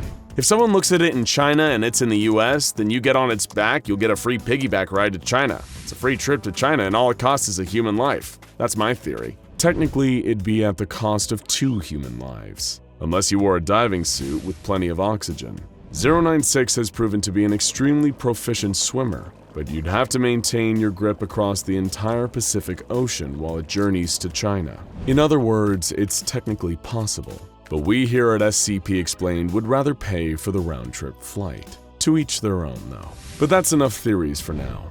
Let's move on to the main event. Hypotheticals. You pose some great possible scenarios involving SCP-096, so we're going to see if we can find the answers. What would happen if someone looked at a picture of it while in or before entering another SCP's pocket dimension or mirror dimension? There aren't any canon examples to prove either way, but if there's any kind of consistent entry point into this dimension, it's likely that 096 would find a way to follow you in. If not, it's very possible that it may just wait for you to eventually return before bringing the metaphorical hammer down on you. So technically, if you were pulled into the old man's pocket dimension and he closed the portal, you'd be safe from 096. But then you've got a whole other problem to deal with. What happens if a person sees his face then gets their memory of the creature wiped? Considering how good the Foundation seems to be at wiping people's memories and their access to amnestics, if this worked, they probably would have made it standard procedure by now, so it's unlikely. What happens if a person looked at it and that person then went on a plane? Or just staying in the air or space, what would it do? 096 has shown the ability to jump up and destroy low-flying aircraft. But otherwise, it's likely that the creature would probably run to a point directly below you and remain there until you touch back down. Since you'll need food and water at some point and aircrafts need fuel, you'd probably just be prolonging the inevitable. What if the young girl was around it so it tried to attack her but died trying? This is another interesting possibility. SCP-053 is a girl capable of causing homicidal urges, but causes fatal heart attacks in those who attack her. While we can't know for sure how a meeting between 096 and 053 would go, we can use her encounter with 682 as a potential template. Aggressive SCPs like the hard-to-kill reptile, perhaps having an innate knowledge of the danger that comes from attacking 053, tend to become strangely docile around her. It's possible that 096 would do the same. Would we be able to control SCP-096 with the help of SCP-035? The Possessive Mask, aka SCP-035, is undeniably a lot more intelligent than 096, and has even been shown to respond to reason on occasion. It's also been able to control almost every other entity it's been placed on. The problem is, if the mask was placed on 096 and it was somehow effective, the result may be even more dangerous than 096, an intelligent monster with an indestructible and highly dangerous body. There's no telling whether 035 would slowly break down 096 into sludge the way it does to humans, in which case we would be left with an immortal 096-035 combo. So maybe it's best that we never find out. If someone were to be in the infinite IKEA and looked at a picture of its face, could it finally be contained? And if someone else looked at a picture of it outside of the infinite IKEA, could it escape and kill them? If so, how long would it take it? This is a great question. And while the infinite IKEA is a terrifying maze, SCP-096 has an advantage here that we don't. Not only can it rip through anything in the way with its super strength, it has an innate sense of where its victim is. Therefore, regardless of whether you're inside or out, SCP-096 will still come straight to you to exact your horrible fate. But at least you can enjoy the meatballs while you wait, right? And finally, what would happen if 096 were led into a room full of mirrors and allowed or made to look at its own face? Would it smash the mirrors or try to rip itself to pieces? This is still a hotly debated issue to this day, which, thanks to the no-canon nature of the SCP Foundation, does not have a definitive answer. Some theorize that this would at least be an effective deterrent against SCP-096, while others suggest that it wouldn't be effective, because many believe that 096 is actually blind, and thus cannot see its own face. It can only sense when other people see it. Again, we don't quite know for sure, but it's likely to remain one of the most contentious issues around the Shy Guy for a long time to come. The day-to-day routine of Dr. Gears consisted of a few constants: piping hot cups of black, unsweetened coffee, plain dry wheat toast, the soothing sounds of his favorite white noise machine, and the endless carousel of experiments with SCP-914. Not that he was complaining. He was perfectly content to spend his time supervising one of the few anomalies he crossed paths with on a regular basis that was unlikely to kill or maim him in any way. Not that the Clockworks hadn't produced its fair share of unpredictable results over the years of extensive testing. It had definitely offered up more than a few surprises. And anyone who knew Dr. Gears knew that he was not especially fond of surprises. Dr. Bright had attempted to throw a surprise birthday party for the man once, but when he turned on the lights and fired the confetti cannon, all Dr. Gears did in response was give a deep sigh and say, "Really, Jack? You're making a spectacle of yourself." Still, he had resigned himself long ago to the fact that supervising the experiments with SCP-914 meant witnessing some truly unpredictable outcomes. How could he forget the time researcher Blas tested an incandescent light bulb on the setting Very Fine, and the machine spat out an anthropomorphic humanoid light bulb that spoke in German accented English and claimed to be Thomas Edison himself? This was, of course, impossible, as historical records surely would have indicated if Thomas Edison was a walking, talking light bulb rather than a human man. The imposter was eventually incinerated after its presence became too irritating to ignore. And then there was the time researcher Thompson filled out a Dungeons & Dragons character sheet and placed it into the machine on the setting Very Fine. The output produced was a sheet of paper promoting the previously non-existent tabletop role-playing game Fear in the Foundation. Whenever a person read the paper, they would suddenly find themselves in an out-of-body experience where they were inside the game's world, which contained several characters related to the SCP Foundation, as well as items and locations based on real-world counterparts. A subject in this state would only snap back to reality after winning or dying in the game. Researcher Jacobson rolled a 1 on stealth and saw SCP-096's face in the game and was later found dead in the anomalous items storage wing. There was no shortage of Foundation staff trying to use the machine for personal gain, too.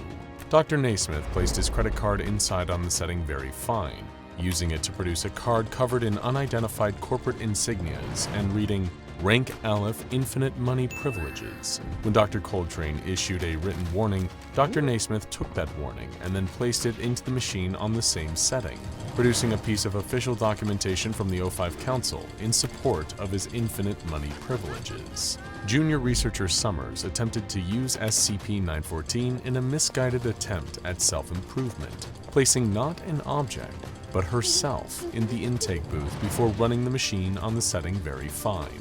It cleared her skin, lengthened her hair, and improved her figure. This was, of course, in violation of several employee guidelines, and she was promptly dismissed after emerging from SCP-914. Dr. Veritas left a note in the experiment log following this incident, reading, "By the time we realized what she was actually doing, it was too late to stop her. Needless to say, she's since been terminated, and I hope I don't need to tell you all not to do that again."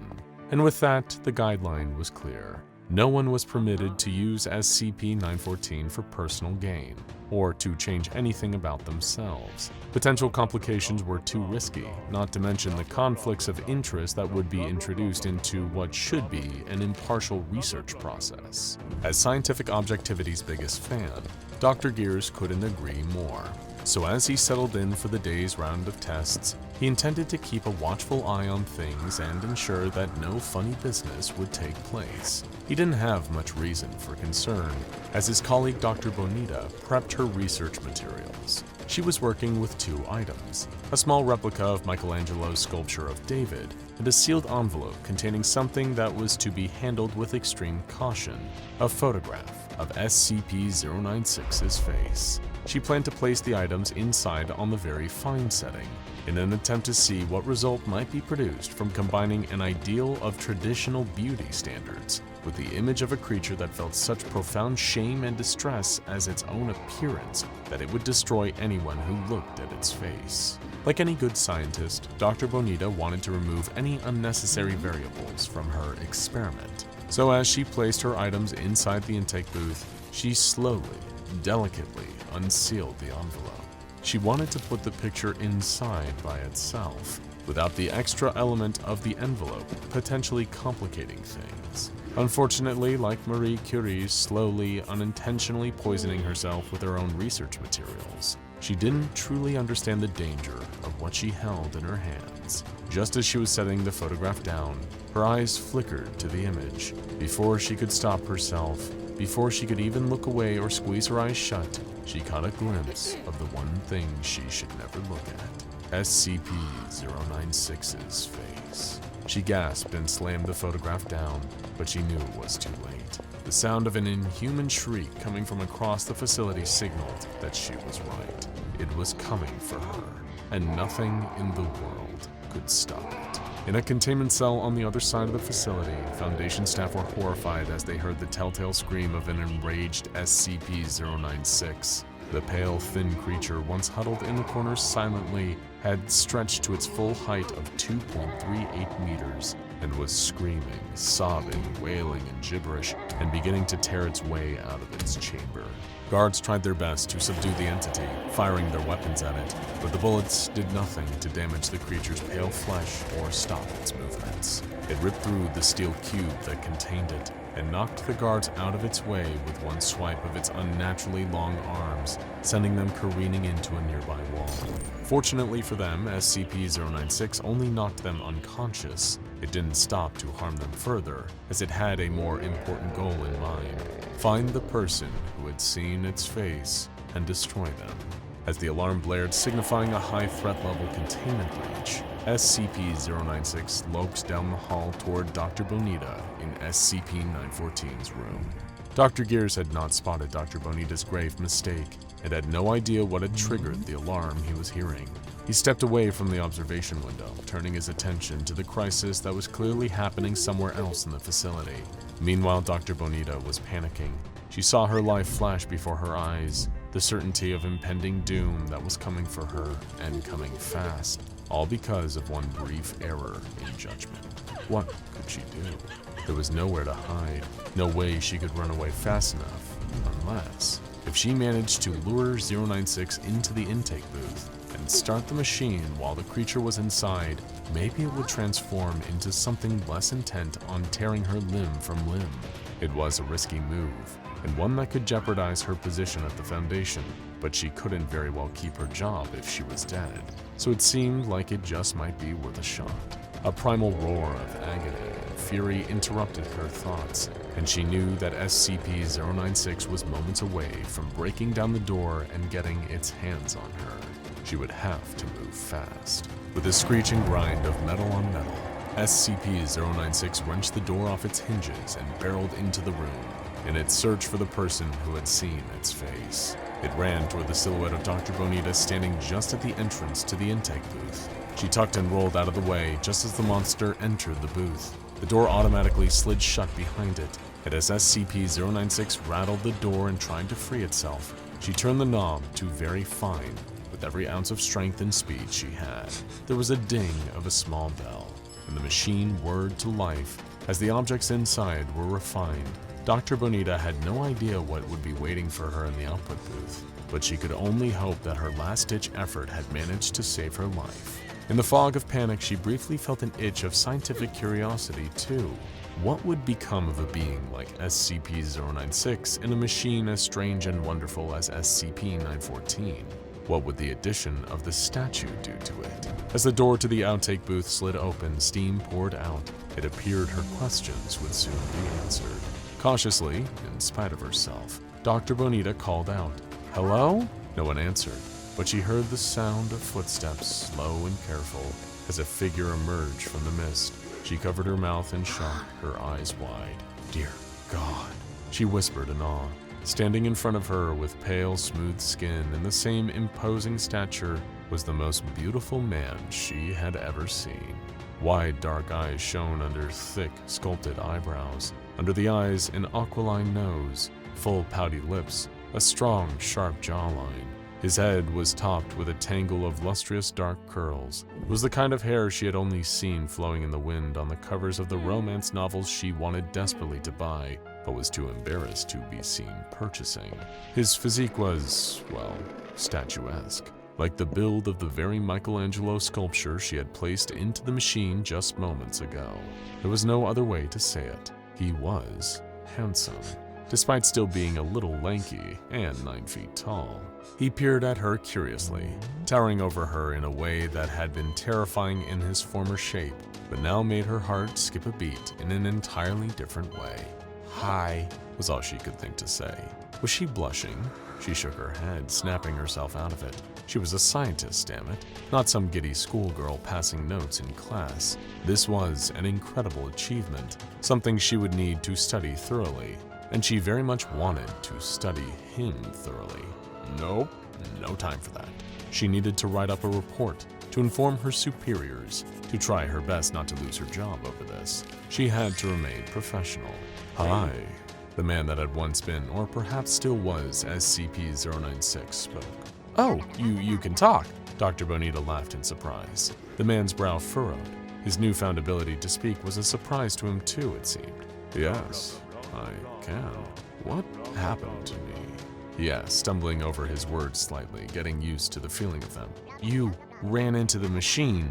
She gestured to SCP-914.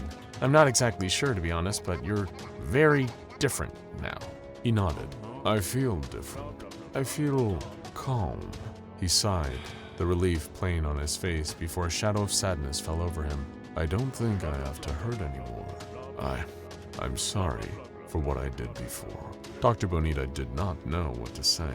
How do you respond when something you've been studying from afar, been horrified and fascinated by in equal measure, looks at you with a new, beautiful face and apologizes for all the harm it caused? This whole experience was so surreal that she might think she was dreaming if she didn't work at a place that was one long waking dream, or nightmare, depending on the day. Dr. Bonita, there's been a containment breach. Are you all right? Dr. Gears had returned to the room, taking in the sight of the destruction left in 096's wake.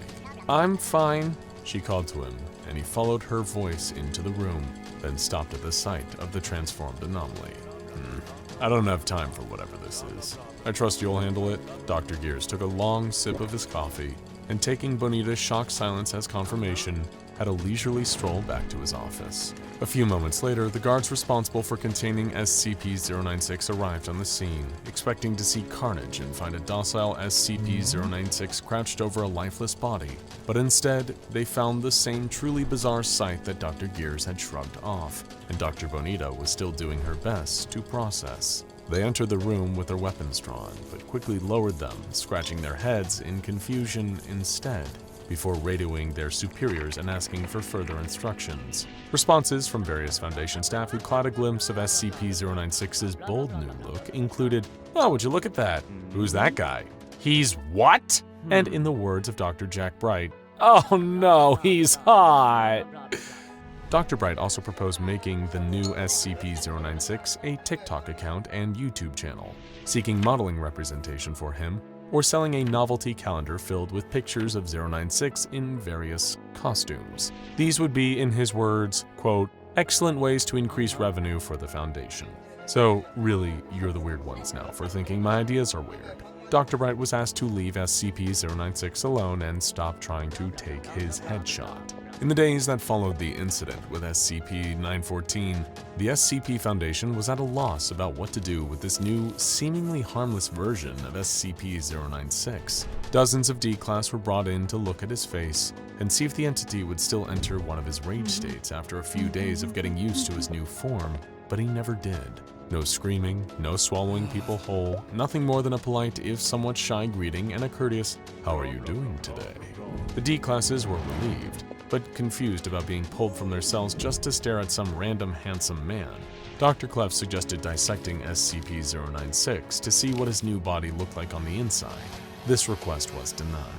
Several interviews were conducted to evaluate SCP-096's mental and emotional state. Now that the anomaly was capable of coherent speech, it was much simpler to evaluate the potential threat level he might pose. Every researcher who spoke with him came to the same conclusion. Gone was the danger of the old SCP-096. He had not just become beautiful in a classical, superficial sense, but he had become beautiful on the inside as well. Interviewers reported a warm, friendly demeanor, a talent for engaging in conversation once he was made to feel comfortable, and a sincere interest in the thoughts, opinions, and feelings of those he spoke with. There was only one thing left to do: to make sure that SCP-096 had really changed from something deadly to something almost resembling an ordinary person. A photograph of SCP-096's face, of its original face, was removed from a secure vault by a D-Class. Then, the D-Class was sent into a room with SCP-096 and instructed to place the photograph on the table. SCP-096 looked down at what had once been his face, and his eyes filled with tears. A soft, broken sob left his lips, and he wrapped his arms around himself, hunching over as if in physical pain. Outside the room, guards prepared to handle things if 096 began to attack. Instead, he wiped his tears, took a deep, shuddering breath, and looked at the D-Class with a somber expression. He picked up the photograph on the table and tore it in half, as he finally summoned the strength to speak. Please, get rid of these. That is not who I am anymore. At Dr. Bonita's strong insistence, backed up by the conclusions of the research staff who interviewed SCP-096, a reevaluation of the entity's containment measure was ordered. It seemed cruel and unnecessary waste of resources to keep 096 trapped in a steel cube in its current form. He would be moved to a standard humanoid containment cell and treated as well as other safe-class anomalies provided with books, films, food, and drink upon request, and, of course, other comforts. Of course, the O5 Council insisted on evaluating the entity before any of these changes could be approved. Dressed in a specially tailored suit provided by Dr. Bonita, SCP-096 appeared before the Council to present his case. I know that I might not have the best record at the Foundation. I've done a lot of damage over the years, though, let's be honest, you all aren't exactly innocent either. Sorry, that was an attempt at a joke. I'm still very new to talking. All I can say is please consider giving me another chance to make a real life here, to make this place my home. Thank you for your time. What SCP-096 didn't know is that the O5 Council was so flabbergasted by the sight of his new face that they didn't retain a single word he said. They had all given their official approval before he even finished his short presentation. Before long, SCP-096 was moved out of his steel cube and into a new containment chamber that resembled a mid-range studio apartment, complete with a bed, a kitchenette, a television, and a table and chairs. He was provided access to all major streaming platforms, as well as a large stack of books to help him develop his grasp of culture and language after so very long being isolated from human society. Though he wasn't exactly human, he was determined to act like it. Word quickly spread around the Foundation site, and humans and anomalies alike flocked to SCP-096's new home to visit him and see the miraculous transformation for themselves. SCP-999 was the first to come and see the new and improved 096, chirping excitedly as it oozed into his room. He pet the slime gently, his face breaking into a warm smile as its euphoric effect washed over him. The slime became so excited at meeting this new friend, someone it had known as a source of sadness and hurt for so long, that it tackled him to the ground and tickled him for several minutes. 096 laughing uproariously all the while. SCP-343 stopped by to give 096 his blessing and wish him well in this new chapter of life. A few days later, SCP-507 popped back into the site and wanted to see the changes for himself. He was thoroughly impressed, though privately confessed to missing 096's more monstrous form, which reminded him of some of his favorite cryptids. There was one anomaly that was not thrilled with the appearance of SCP-096, however.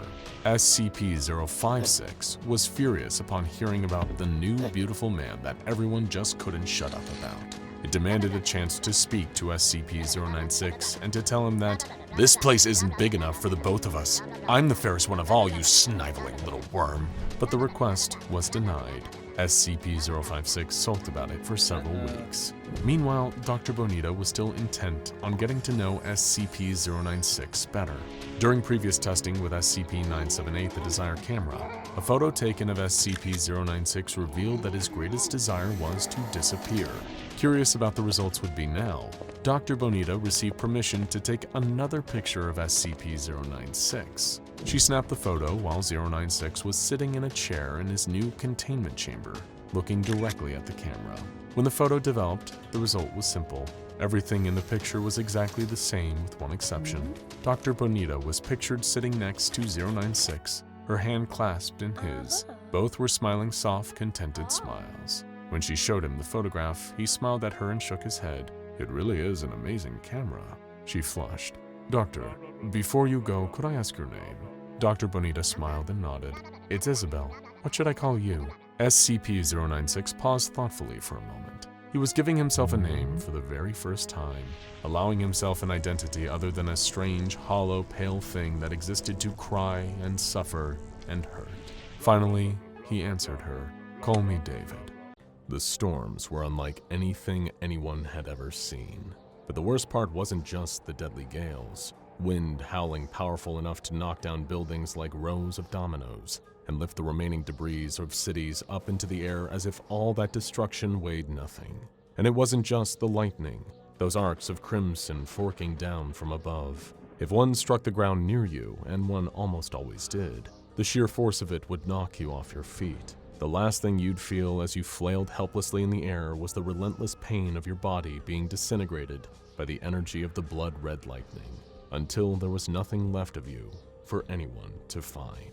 Yet somehow that wasn't the worst part either, and it wasn't even the noise of it all either. That deafening cacophony of booming thunder and wild hurricane-force winds so loud, nobody could ignore it, all underscored by the screams of a world lost in suffering and madness. No, the worst part of it all was the sky. Whether anyone looked up, where there had once been that clear, calming blue, was now a swirling mass of nightmares. Many were surprised just how much they missed turning to that sky, that odd, universal comfort it brought. The knowledge that no matter how bleak things got, the sun would set on every bad day and rise again to mark the start of another, filled with potential. That promise of a future, no matter how uncertain, was replaced with a reminder of one thing, that this new, darker day had no end. There was no sunrise or sunset, no night or day. All that uncertainty and potential was replaced with certain doom, represented by a sky that looked like a river of blood. Deep reds and blacks swirled and thrashed above like the raging waves of the ocean, casting bolts of lightning down at the earth. Not to mention what else would occasionally drop from that blood-stained sky. Nobody had much information about how this all had started, how the world had become such an unrecognizable hellscape. Cynics would say that the world was already hell long before the sky turned red, although there wasn't much time for sarcastic jokes like that nowadays. As far as the few human beings that had survived could remember, the day everything changed had been little more than an ordinary day on planet Earth. One moment, things were normal. People were working tirelessly at their boring 9-to-5 jobs. Somewhere in the world, others had long since fallen asleep in a different time zone. Then all of a sudden, it appeared. Few survivors had actually seen it for themselves, and even fewer had lived to tell the tale. But rumors and whispers spread from camp to camp, dispossessed people huddling together in the ruins of houses or in abandoned subway tunnels that would hear the stories. And somehow, deep down in the fearful recesses of their hearts, they all knew, despite never having seen it, that it was real, the masked god.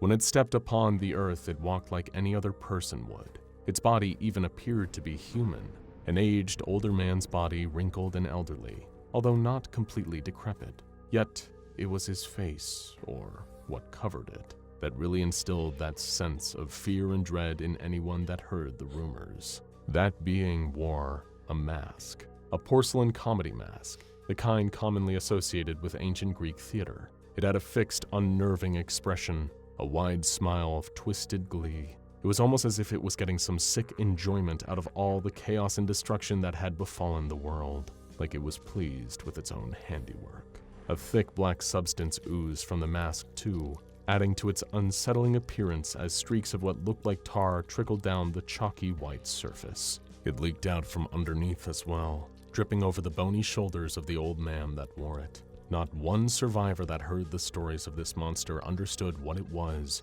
or where it had come from, but as if by some deific influence, they all knew it was responsible for creating the hell they now lived in.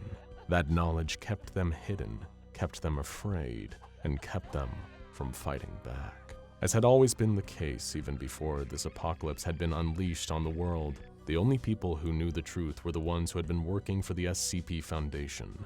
They had more than their fair share of answers about what had happened and who or what this mask-wearing menace was, but naturally kept that information secret from the wider world. Not that there was much point in keeping secrets anymore. After all, there was hardly much of a world left for the Foundation to hide things from, and even fewer former personnel who had lasted this long. Even then, there was only a handful at the SCP Foundation who knew everything that had led to the current catastrophe. Most of the researchers and guards that had been going about their ordinary duties, running tests on contained anomalies or patrolling the site where a certain possessive mask was housed. The next thing everyone there knew was the blaring noise of alarms. Mobile task force troopers racing down the hallways. Their commander might have yelled something about a break-in, someone having gained access to the supposedly secure Foundation facility and stealing one of their anomalous objects. But not everybody, even those working in the same building, would have overheard that. They definitely didn't miss what happened next, though.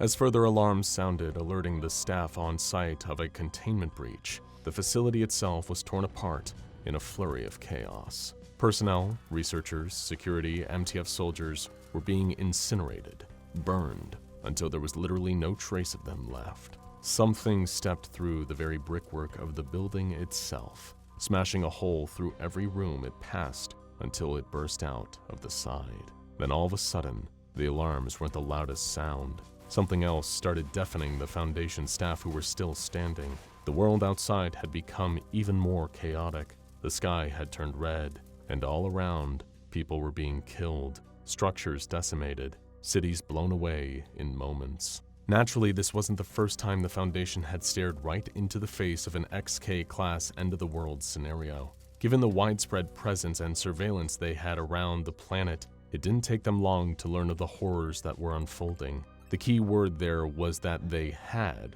a widespread presence, as in past tense. They thought they had enough resources to retaliate too. Word quickly spread throughout the various arms of the SCP Foundation, informing the wider organization of the situation and urging them to work as one to enact a plan to stop what was happening. All they knew for certain was that SCP-035 had been removed from containment. Also known as the Possessive Mask, the object was known to have its own sentience and an innate ability to telepathically influence unwitting victims into wearing it. However, the mask also secreted a corrosive black substance, which normally dissolved the body of anyone who put it on.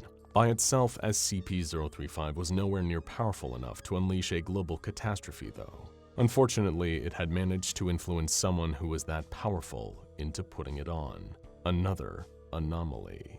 While to the untrained eye, SCP-343 could easily be mistaken for an elderly human man, those at the Foundation knew that the fact he was now wearing the possessive mask was some of the worst news they could have ever received. Although none of the researchers working for the SCP Foundation, in fact, not even the O5 Council, knew if this was true, the colloquial nickname for SCP-343 was God. He not only claimed to be the sole creator of the entire universe, but had also exhibited extensive reality warping abilities, advanced even for an anomalous being. His powers seemingly had no known limit in how they could be used to alter the world around him, although the old man himself seemed to be a passive, kindly soul, rarely causing active harm to other beings under normal circumstances. Of course, normal circumstances didn't include having the corruptive SCP-035 on his face, effectively putting the mask in the driver's seat and allowing it to use SCP-343's powers to lay waste to anything before it. The Foundation quickly diverted their considerable assets to a brute force retaliation in the hopes that a full-scale assault on the combined creature would somehow force a separation of the possessive mask from SCP-343's face. The tricky thing about this situation was, God's powers and the fact that he was an immortal, ageless being of potentially incomprehensible form all meant he couldn't be harmed. Causing external damage to him was extremely difficult. That was good news in some regard after all. The Foundation didn't want to kill 343 if they could help it. They knew he wasn't acting on his own accord, but his indestructibility also meant that the corrosive goo that was secreted from SCP-035 had little to no effect on its new impervious host. That meant it could keep going, keep unleashing hell, and stopping it was going to take a lot of manpower. Fortunately, the SCP Foundation never had any shortage of people to throw at a problem, and their ethos didn't really place much value on human life. They mobilized every mobile task force at their disposal, every one of them filled with ranks of highly trained elite operatives. Among the Foundation's forces were even MTF agents who had themselves been altered through anomalous means. their bodies augmented with technology and cybernetics, or their strength specially enhanced. Deploying the full might of their amassed forces, the SCP Foundation took the fight to SCP-035, with the goal of stopping its reign of terror and freeing SCP-343 if possible. The hybridized mask-wearing reality warper had already caused considerable damage since it had started its rampage. Although its motivations were far from political, the wearer of the anguish mask had begun with a devastating show of power, wiping numerous cities off the map. While the rest of the world scrambled to find some way of responding, the masked god teleported itself across the globe, destroying central governments and further crippling their own opportunities to initiate an armed response. In short, this meant the Foundation's move was to be humanity's last stand, their final chance to stop SCP-035 from its current course of harnessing the wise old man's power to turn the world into its own personal, nightmarish playground. To say there was a lot riding on the MTF assault would be an understatement, as would saying it went badly. When met with times of defeat, the old, rather morbid adage of fallen soldiers being sent home in bags is often applied. But if the masked hybrid had sent the Foundation its MTF troops back to them encased in body bags, then that would have been far kinder than what it actually did. The collected mobile task forces, the Foundation's own private army, were mobilized to Washington.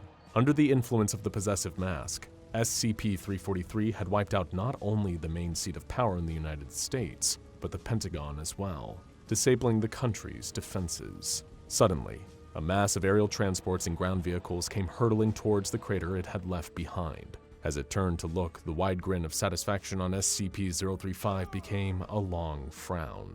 Thanks to its new host's omniscience, it instantly recognized the foot soldiers of the organization that had kept it caged for so long.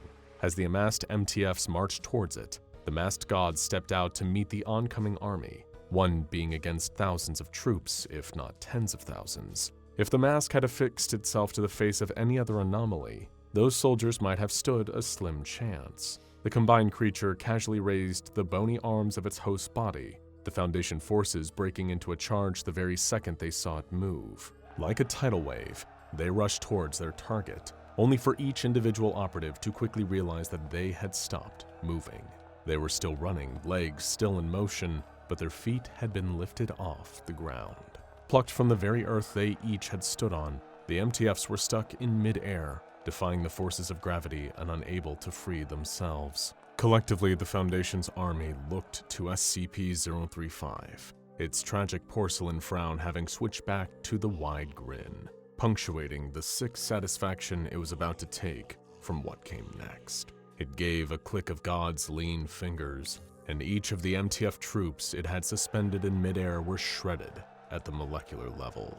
Their bodies erupted with a spray of deep red viscera, each and every one of them being pulled to pieces from the inside out. Flesh, bone, and blood melting away, breaking down, becoming ash, and then atoms, and then nothing.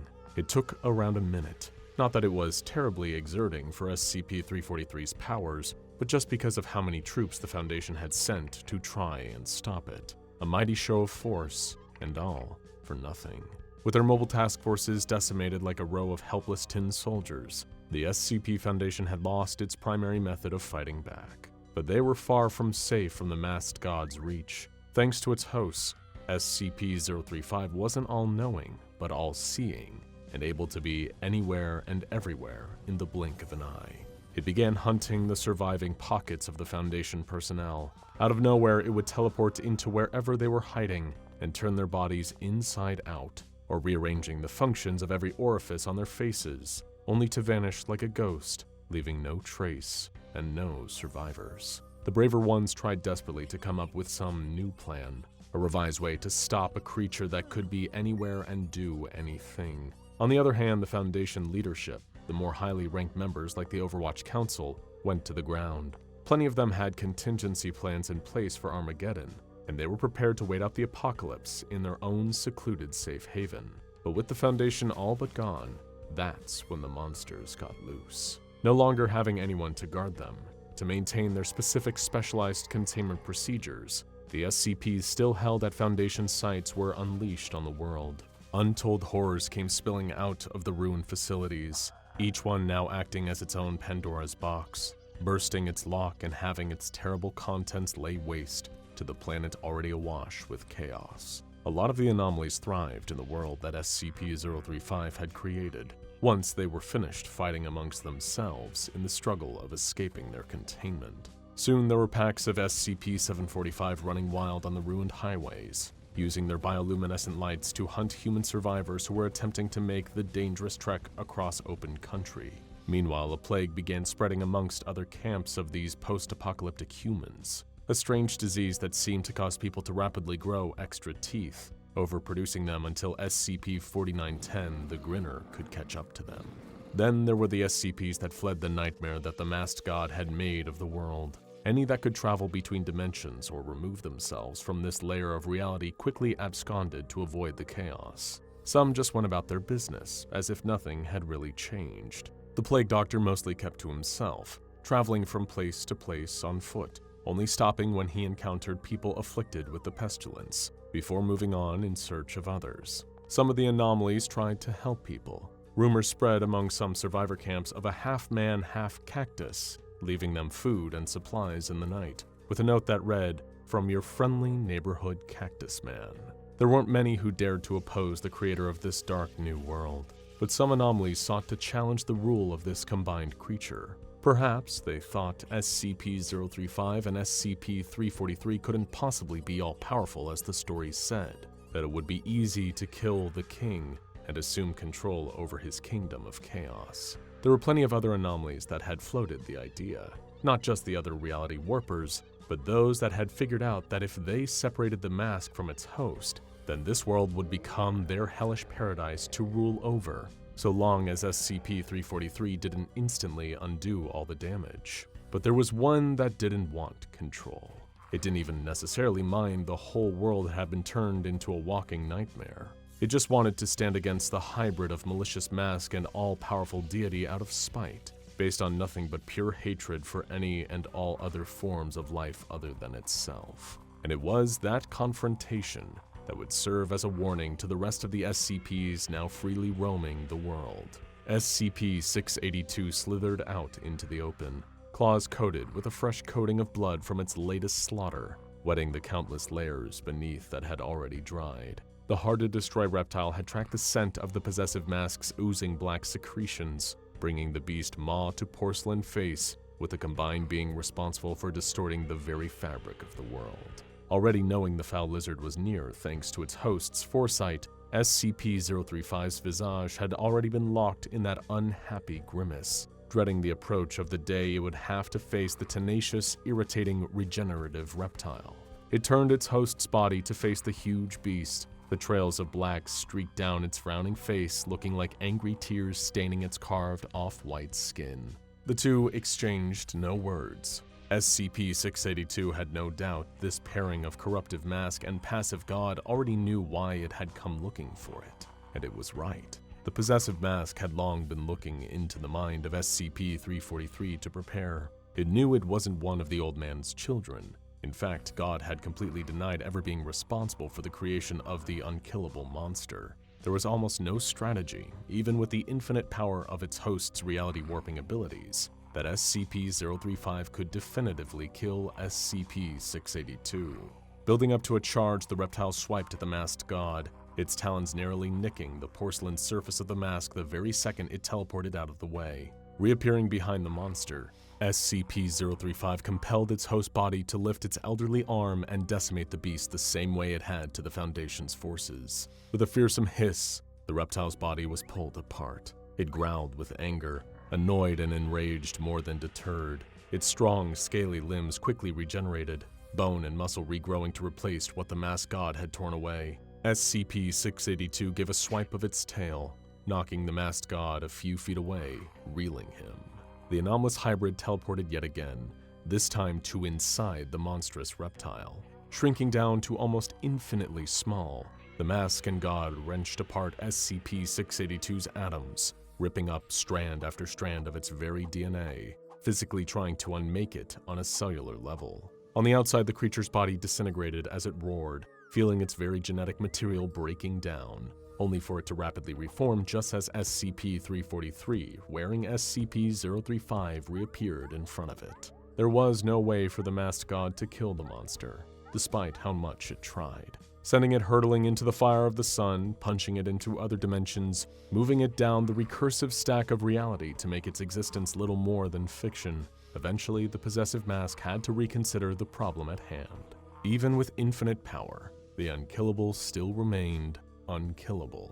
Rather than ask whether that meant its own power was truly unlimited, it instead resolved to the only option it had left. With a snap of its host's fingers, the combined creature sent the hard-to-kill reptile away, far away. Universes upon multiverses of distances were put between the masked god and SCP-682, turning back towards the destruction it had wrought on this world. SCP-035 knew that the regenerating reptile would be back, but for now, it had more chaos to unfurl. A terrified man huddles in the corner, heart pounding and teeth chattering. He sees them coming towards him, huge 8-legged figures, 10 feet tall at least, with 8 black, soulless eyes that seem to stare hungrily at him. It's like something out of a nightmare. Giant man-eating spiders everywhere. They approach the man, fangs dripping with venom, but just as they're about to strike, he vanishes. He won't be spider food today, but for this truly unlucky guy, his ordeal is far from over. Let's rewind. When life gets a little too boring, we all daydream about getting away. Maybe you imagine sitting on a tropical beach or camping in the mountains and breathing in the fresh air. Some of the more adventurous types with a vivid imagination might daydream about visiting a parallel universe. Who wouldn't want the chance to see what life is like in another dimension? Of course, it would only be fun to go there if you could control where you went and when you could come back. Without any control over it, the ability to hop back and forth between dimensions would turn from a blessing to a curse. Just ask SCP-507. SCP-507, unlike most other SCPs, is a seemingly normal human man. He has blonde hair, green eyes, an unrecognizable accent, and no other features that might make him stand out. He looks perfectly average, like a stranger you'd pass on the street and never give a second thought to. What sets him apart is not a physical attribute, but rather an ability that he has yet to develop a firm grasp on. He is a dimension hopper, with no control over where he goes or when he'll get back. After appearing on the grounds of a mental treatment facility with no identification, rambling about a world of giant spiders, SCP-507 was admitted to the hospital and sedated for his own safety. He would spend several months in treatment for a variety of supposed disorders, but once he became aware of his surroundings, he attempted to escape the hospital multiple times. During these escape attempts, he often eluded hospital staff by mysteriously disappearing and reappearing in seemingly impossible places, such as behind locked doors or in rooms blocked off from the rest of the hospital. These disappearances and reappearances seem to be, contrary to what the hospital staff first believed, beyond his control. The SCP Foundation became aware of the strange phenomena surrounding 507, and he was removed from the hospital and brought to an SCP Foundation facility. Once there, the nature of his abilities became much clearer. SCP-507 is able to, without intent or even knowledge that it is about to occur, shift from this reality to another alternate reality. After some time there, with the amount of time varying from case to case, he will shift back to this reality. He has been known to shift realities while sleeping, in the middle of a sentence, and even while bathing or going to the bathroom. The shifts are unpredictable, and there is no telling what kind of horrors he will encounter in the new dimension where he ends up, leading to 507 having seen some very strange things, even by SCP Foundation standards. During one of his shifts, 507 found himself in a pitch-black room filled with the sound of muted breathing. Using a flashlight he had been given by the Foundation, he looked around and found that he was not alone. In the room with him was a man, wearing a black suit and sunglasses, with a frightening, inhumanly wide smile. The smiling man leaned in towards 507 so close that their faces nearly touched. and said, "Back so soon?" Terrified, 507 fired several rounds from a Foundation-issued pistol, then curled up in the corner of the room until he shifted back to our reality. This would not be the last time that he encountered the Smiling Man. According to document 507-3B, which details all of 507's shifts into other realities, 507 was found in a Midwestern cornfield by Foundation staff with brown liquid on his cheek. In his hand, he held a human heart with the words, "I need you," written on it in the same brown liquid. Before he shifted back and landed in the cornfield, 507 shifted to a pitch-black room filled with the sound of muffled crying. He turned on his flashlight, taking note of his surroundings, and found himself face to face with the Smiling Man once again. The Smiling Man had brown liquid leaking from around its sunglasses, which it wiped onto 507's cheek.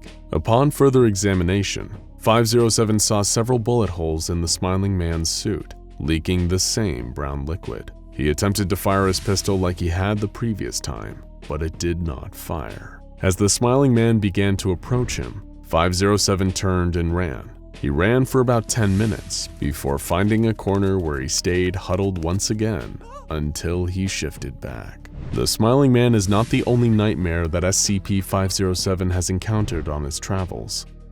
During another shift, 507 described appearing in a small room filled with dried corpses, a single window, and a flickering light hanging from a ceiling. While attempting to wait out his time in the room, he discovered that the corpses were capable of movement. Whenever the room was in darkness, the corpses would pose themselves like living people. When he looked out the window, the corpses would join him and look out the window with him.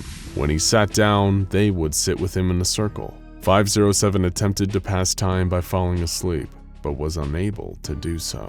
Though many of his experiences were disturbing, only one of 507's documented shifts resulted in him requesting a memory wipe from the SCP Foundation. On this one, he found himself in the maternity wing of a large hospital. A creature, dressed like a nurse, approached 507 and told him that he was upsetting the other patients, and that it was time to start the operation. 507 was then wrapped in a straitjacket and wheeled into an operating room. After the straitjacket was taken off, 507 grabbed a chair and swung it wildly at the creatures to keep them at bay until he shifted back. When he asked to describe the appearance of the nurse creature, 507 began screaming in terror and was unable to provide a coherent description. He attempted to provide a drawing of the creature, but was only able to produce a series of jagged lines. Following this encounter, his request for a memory wipe was denied. Other shifts included going to a world where every surface was covered with an unidentifiable mold, a land of icy tundras populated by aggressive bears, and one place that he refused to describe beyond repeating the phrase, "so many spiders." Not all of the worlds that 507 has encountered are frightening. Some are simply strange and unusual. During one shift, he found himself on a large basketball court, where 6 other individuals were playing a game of basketball. There were 2 humans, 2 insectoid creatures, 1 creature resembling a squid, and 1 hovering yellow sphere with 8 arms. When 507 asked where he was informed that he had arrived at the All-Species Sports Center.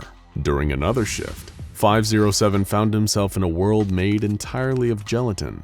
During yet another shift, he appeared in a large auditorium filled with 50,000 other Dimension Hoppers who were holding a political rally for the People's Dimension Hopper Republic.